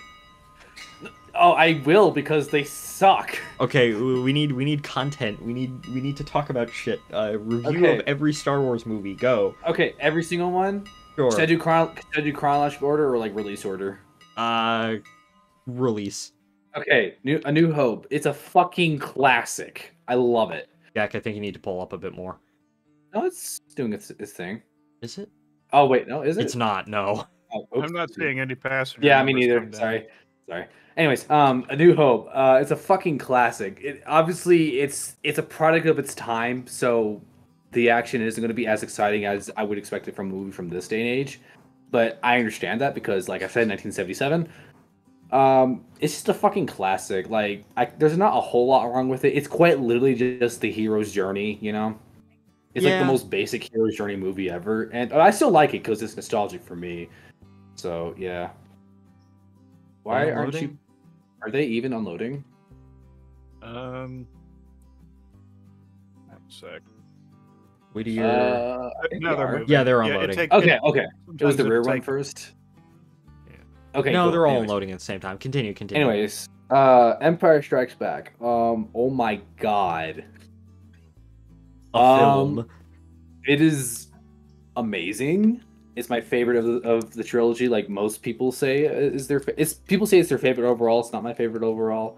I think it's really good though. It's a lot darker turn than the original one was. I think my favorite part about it is the music, obviously. Obviously, one of the greatest movie moments of all fucking time. I Am Your Father, you know, blah, blah, blah. Return of the Jedi. It's okay. I mean, it's not bad. It's not good-ish.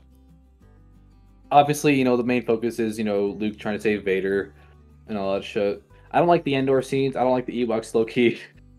That is a sentiment I hear a lot.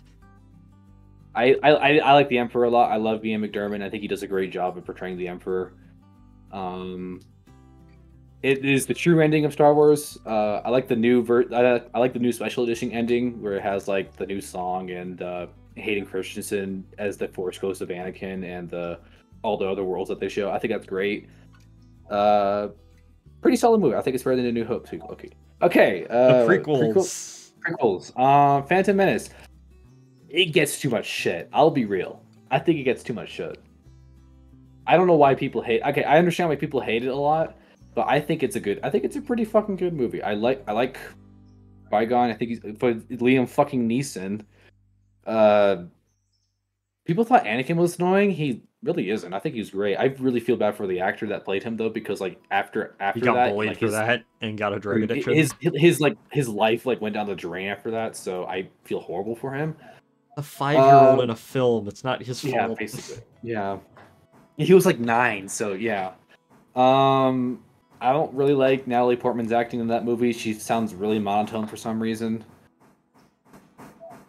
Okay, Attack of the Clones. It's my least favorite of the prequels, but it's not bad. It's just really cheesy sometimes with the whole love shit between Anakin and Padme. Like that scene where like they're like next to that fire and like Anakin's like saying like, from the moment you came back in my life, I've been intoxicated and I'm so horny and whatever. Like I didn't like that. But I like the clones because I enjoy the Clone Wars show. It's awesome. I like seeing the clones. Count Dooku's also cool. Christopher Lee's a fucking legend. He's cool. Okay. Revenge of the Sith. It's my favorite movie ever, so... Enlighten us. It is amazing. I almost forgot to talk about Hayden Christensen. He got too much shit for Anakin. He played him perfectly. You know, he played like that hero guy, but still had that kind of darkness we see in Darth Vader, right? So good. I love him. He does an amazing job. And I'm glad he's doing other shit like the new TV shows and all that. Anyways, Revenge of the Sith.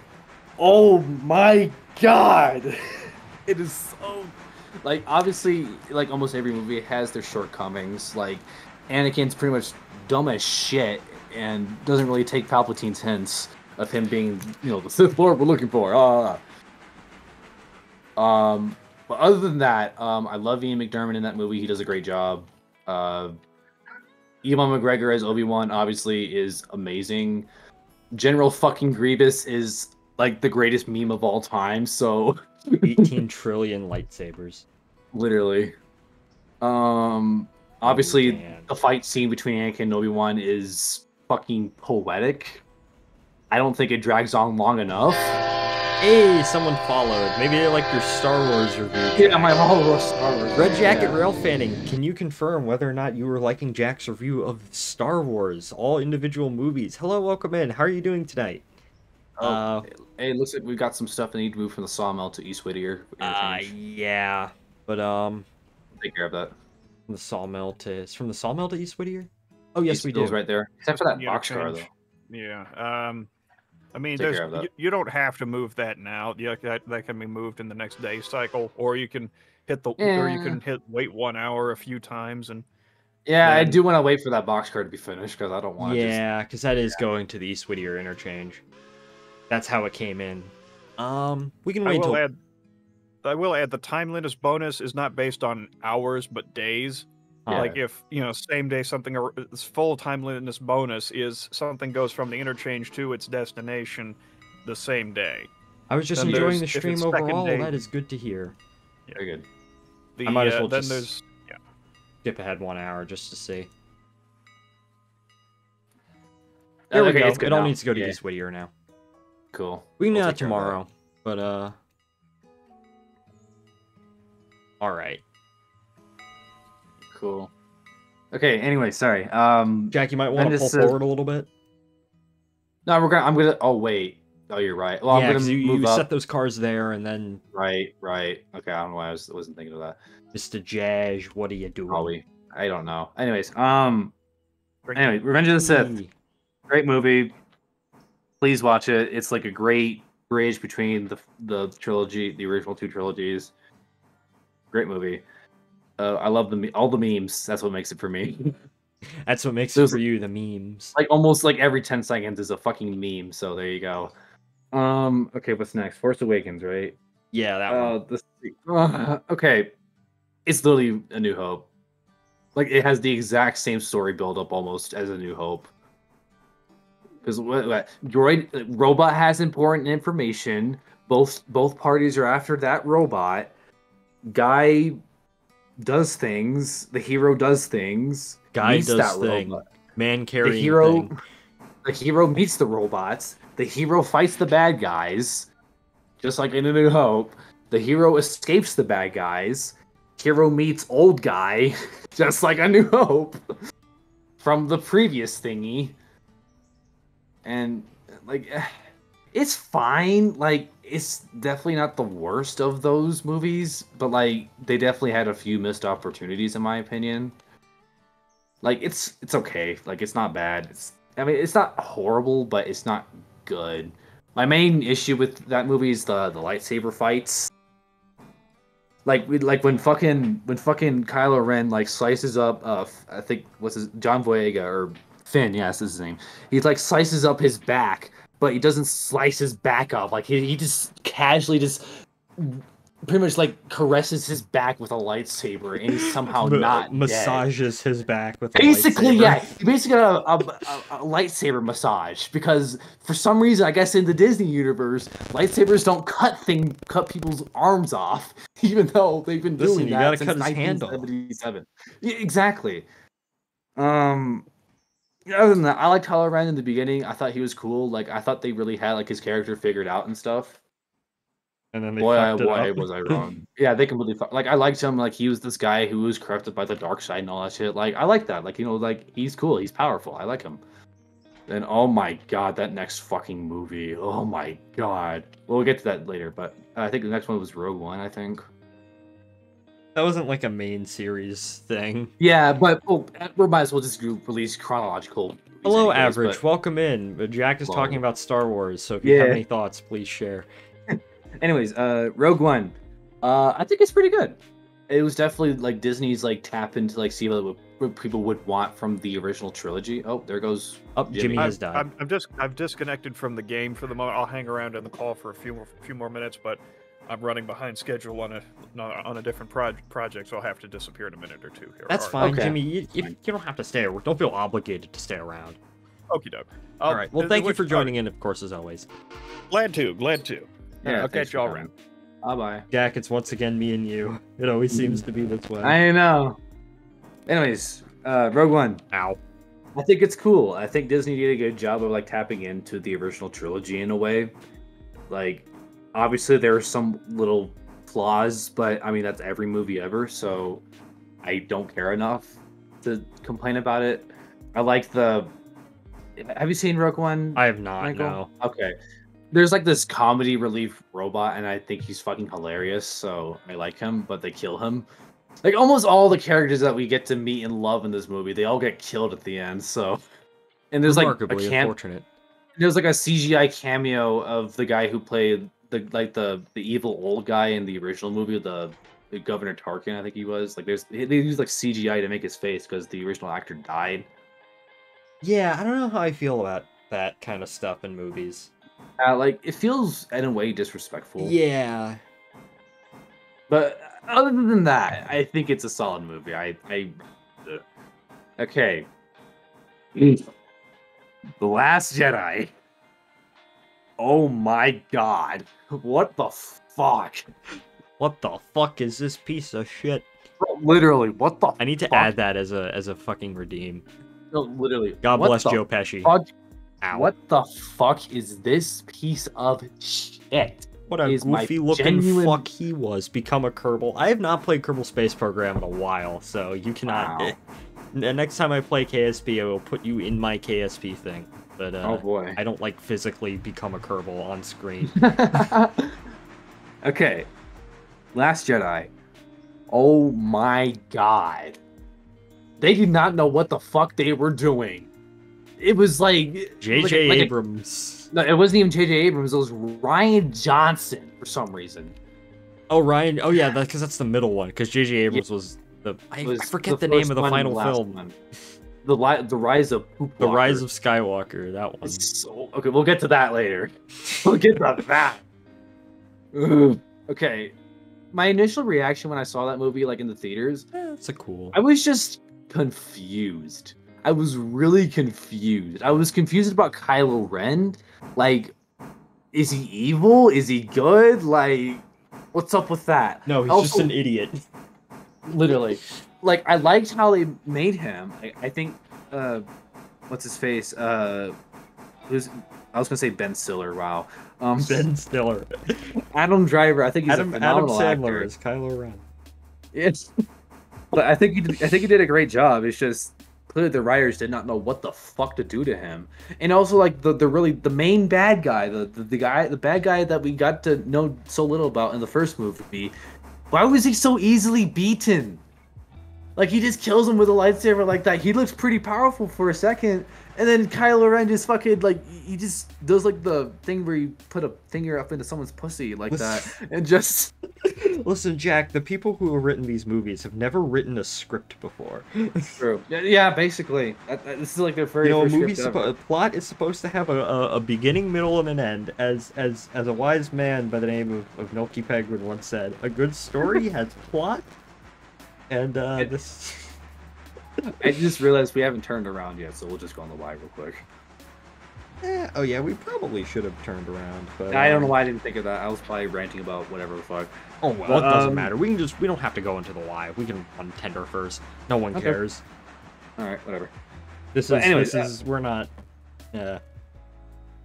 Oops, wrong button. Yeah. Anyways, Last Jedi. I think my biggest problem with it is Luke, because the writers clearly did not watch the first 3 movies ever, it seemed like, because Luke is completely different from what I remember him. I remember him being like the hero trying to like figure out the problem and do something about it rather than fucking run away and be a little bitch.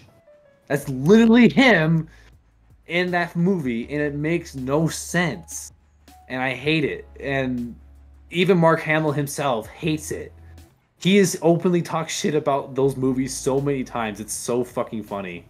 That is hilarious, yeah. When like the actor, oh wait, should we do the lumber things actually? Sure. Here, I'm actually gonna go to the bathroom, so Okay, I'm leaving you to Jack to finish. You know.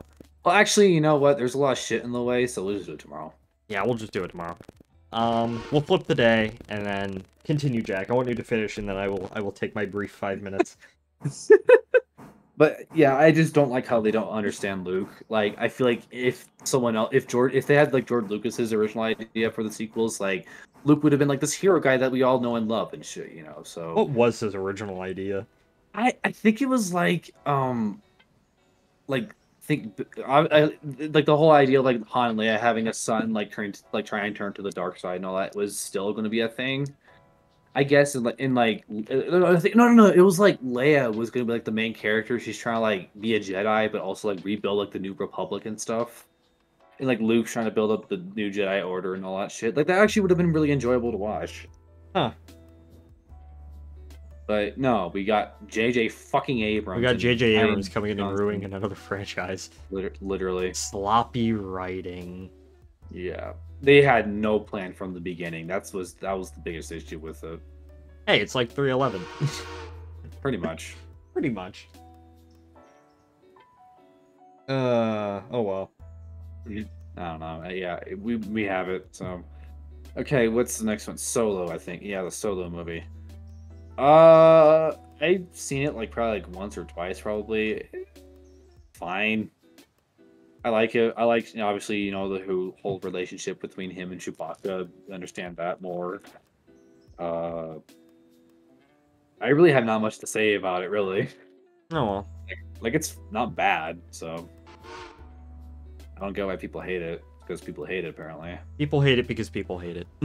Yeah, I like. There's Donald probably Glover a good reason for it, but I like Donald Glover playing a young Lando, though. I thought that was pretty funny. okay. Jack, I'm gonna be honest. I really don't feel like doing another day. Okay, that's because fine. we're at 2 hours, and I realize that's gonna be another 2 hours, possibly more. Okay, that's fine. Oh well. In that case, we probably should take the interchange cars back. East Whittier interchange cars back. I mean, we could just do it like the next stream. Nah, I think just to save it off and get the money for now, I think that's okay too. We should just do it now. Because then that'll probably end up being about 2 hours 30, which is the amount of time I like to stream anyways. Well, I guess we'll just finish up with getting some water. Yes, we will get some water, and then I guess we can the East Whittier interchange cars we can take back, I guess. Alright. Okay, okay. What's what's that movie called? The Rise of Skywalker. Oh. He is about to die. This is gonna be physically painful for Jack to talk about. It is because it's so bad. So I've only seen this movie like twice because I forced myself to watch all the movies like in chronological order. like they're in quarantine because what else was there to do? But yeah, when we all went insane. Yeah. So, oh my god. It's so bad. I don't understand why Rey is so stupidly fucking powerful when she's barely had any proper training at all. And like the fights are the choreography is so bad. Also, the whole thing with like that stupid little dagger they have to find. Why does it perfectly match with the stupid Death Star wreckage, which for some reason survived a fucking giant blast?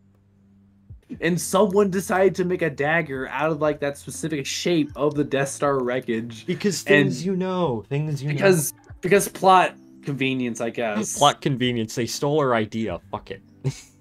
Pretty much. Rise of Skywalker is literally just copyright. Me and Ryan for 311. We copyrighted the concept of plot convenience. You copyrighted. We copyrighted liquid plot. We we patented liquid plot convenience that you can spray over your plot. Did you copyright strike Rise of Skywalker? No, but we should have. But oh my god, it's brings just the liquid plot convenience. It's so bad. There's just so much fucking plot armor and plot convenience. Like it's not even funny. Like there's movies that have that where it's so bad that it's funny. Like it's not funny because in overall that fucking trilogy just spits on the whole legacy of George Lucas that had had in mind of the whole thing. Like he completely spits on the whole Skywalker family as a whole. Like why am I on the coach? I don't know. Here, I can take your switches, Jack. Okay. Because like the whole thing was like, no, this is the Skywalker saga, so it's supposed to be about Luke and Anakin. I guess technically Ben, I guess, or something like that. But it's kind of in the end, it kind of didn't end up being about them. No, yeah, the end overall. Oh my god, that fucking. I'll get to that ending in a bit. There's. The whole Palpatine coming, somehow Palpatine returned. Things you know, because J.J. Abrams is he very much likes, him and Alex Kurtzman love things that you know. Remember this? Yeah, you remember that one guy who died? Yeah. Plot doesn't matter if you have nostalgia. Somehow Palpatine, like, I love Ian McDiarmid's performance, obviously. He's a great actor. He portrays the Emperor very good, but like, what the fuck? Somehow Palpatine returned. What the fuck? Plunk. Alright. Open up. Oh, that's opened up. There you go, Jack. Alright. Pull forward. Here we go, here we go, here we go. We're in it for the money. Can I walk through this box? Yes, I can. Very good. Okay, yeah, I got to the Palpatine thing. He's also stupidly powerful for a guy who's been dead. The whole Rey thing being a Palpatine, yeah, that makes sense. Plunk. The choreography in general, the whole, oh my god, the one that pissed me off the most probably is like the whole healing thing. Because like, you know how like Rey like stabs Kylo Ren like right in the fucking chest or in the stomach?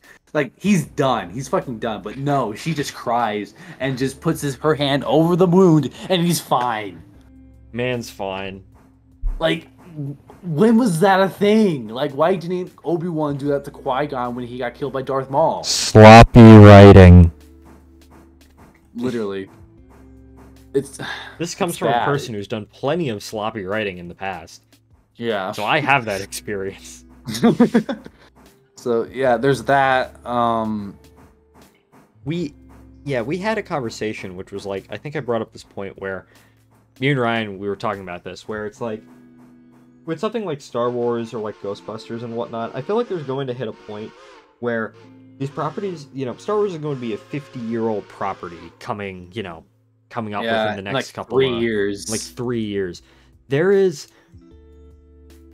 and sequels generally don't have as much staying power as the original, nowhere near. So it's just generally thinking, how long can they get away with making, sort of mediocre,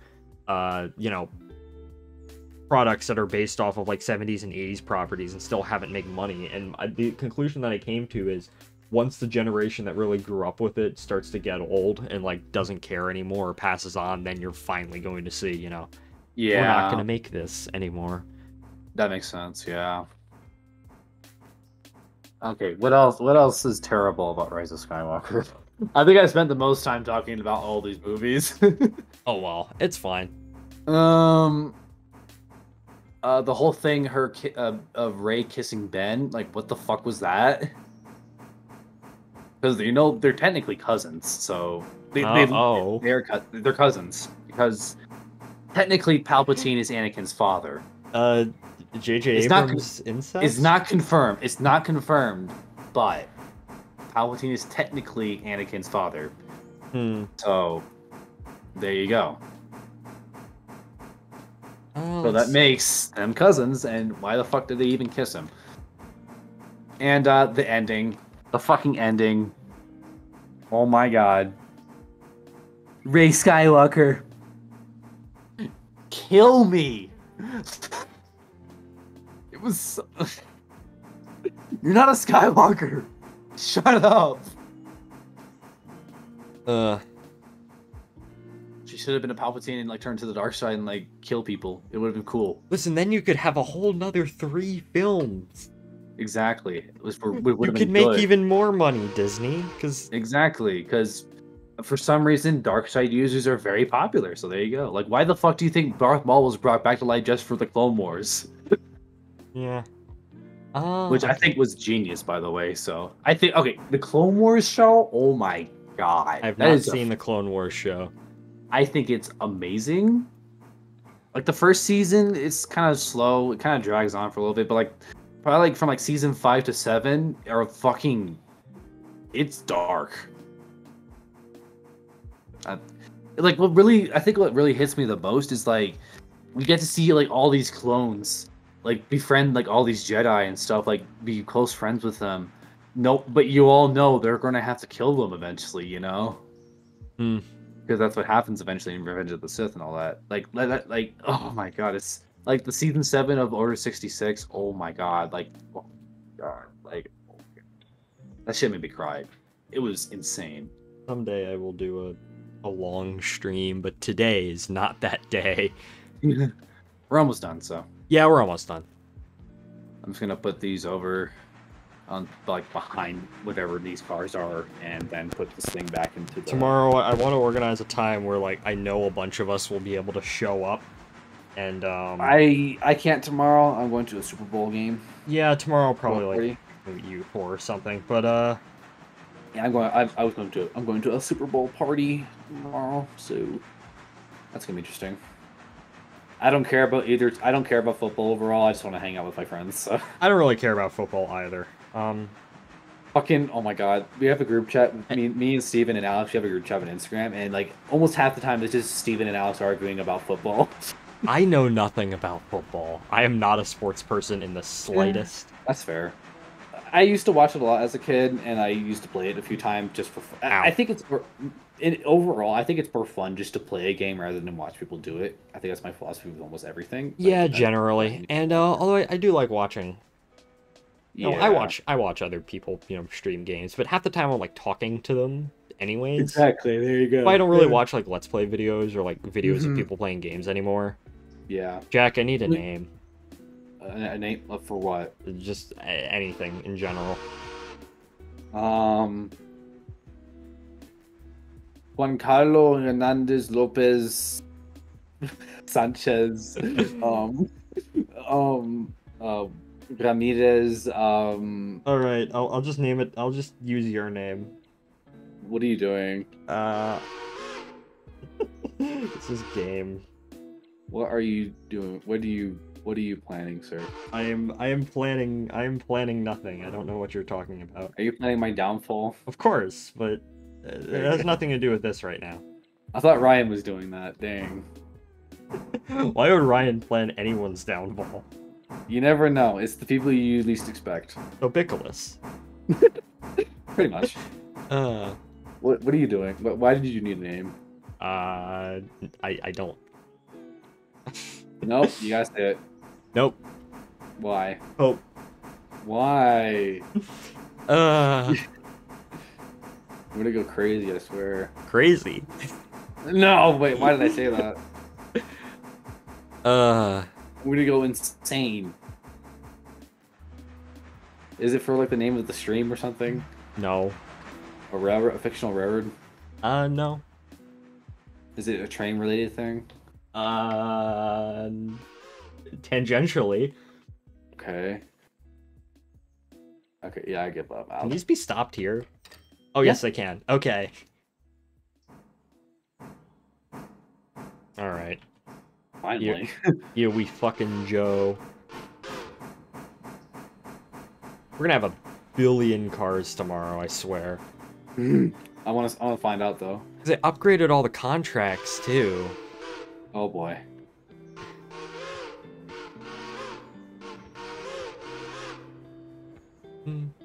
Oh, do I not?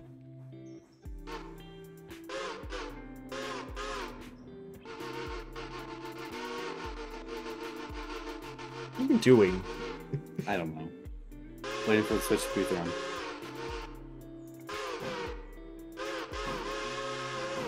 The whistle. What are you doing? I don't know. The rise of whistle. Joe.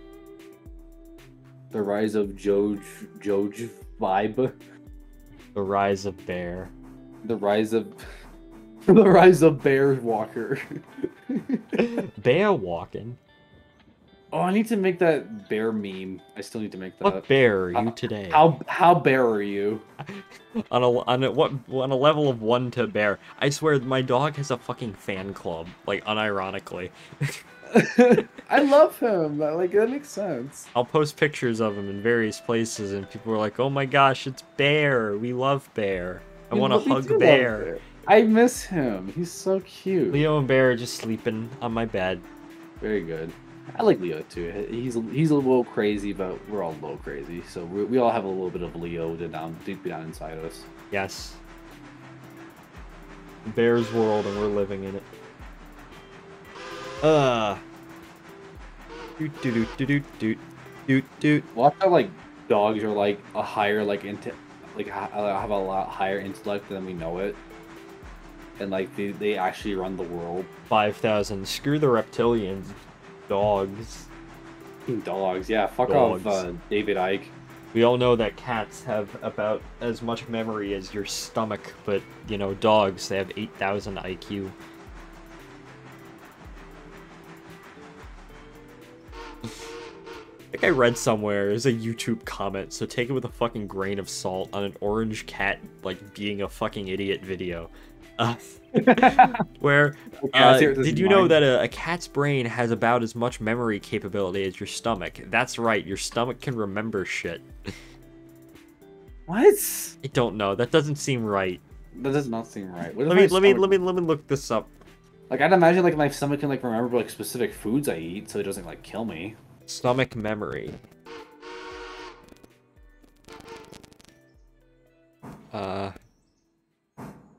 Can your stomach...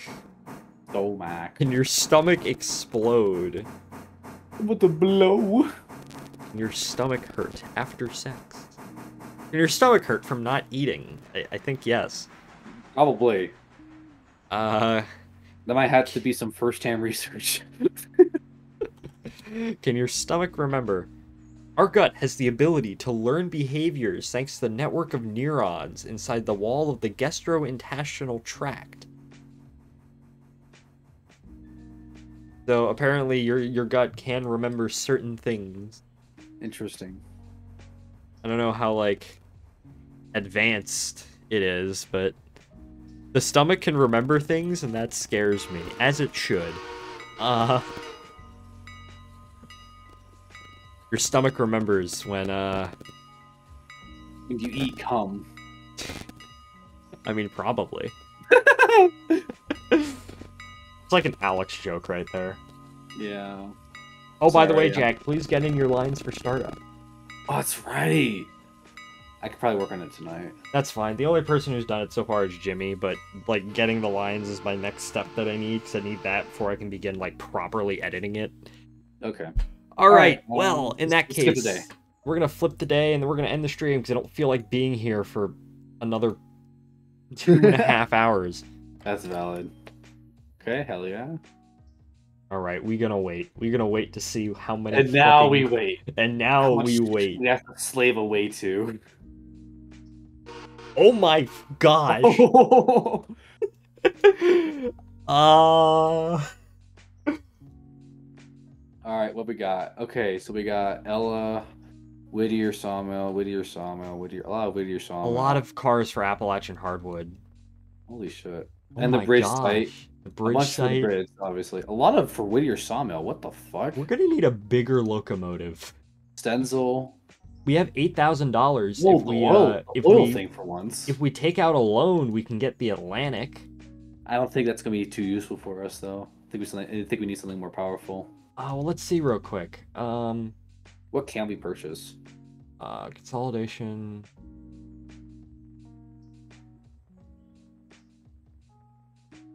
No, because we got the oh, we can get a Pacific. We're about 1,000 away from getting a Pacific. Oh, the P8. Oh, that's the 110. That thing kind of sucks, low key. Okay. T21. What's the T20? Decapod. Oh, the Decapod. That might be pretty good for us. That's That looks like fun. Yes, it does. Someone earlier suggested a C46 as a for I think that's 630. yeah, it is 630. We're only a couple thousand away, and I think we might be able. It might be worth it to actually just take out a loan and because that is a lot of cars. That is a stupid amount of cars. We need about 12,000 more to get a 630. So. Well, let's check the finances, right? We can take out $34,000 worth of loans.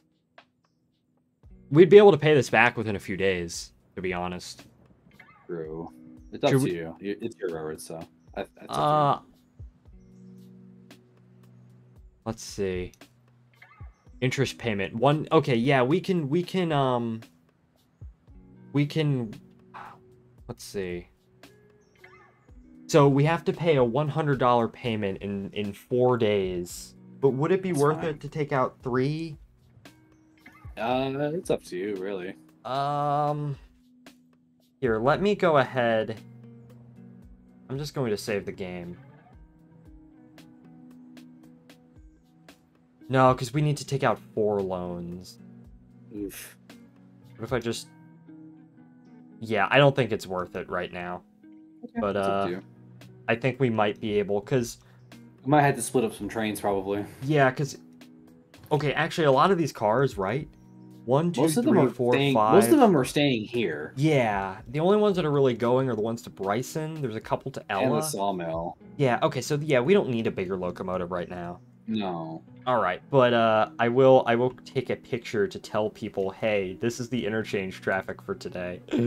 Like I said, it's not super crazy because most of it is... Most of it's still around here. Alright, in that case, I think I'm going to end the stream. Do you want to say anything for the stream end, Jack? Don't drink champagne. All right. Well, thank you, everyone, for joining in. Thank you, Bud Frontimore, Master Chaos, the Void Queen, Felix Durisky 21. That's a cool name. Spud, as always. Hell yeah. Red Jacket Rail Fanning, average, as always, too. Thank you all for joining in. Thank you for those who followed, and thank you, Jack, Ryan, and Jimmy, for all joining in with me. And I'll probably be back tomorrow for EU4, or maybe Monday, who knows. But thank you all for watching, and I'll see you in the next one. Goodbye, everybody. Bye!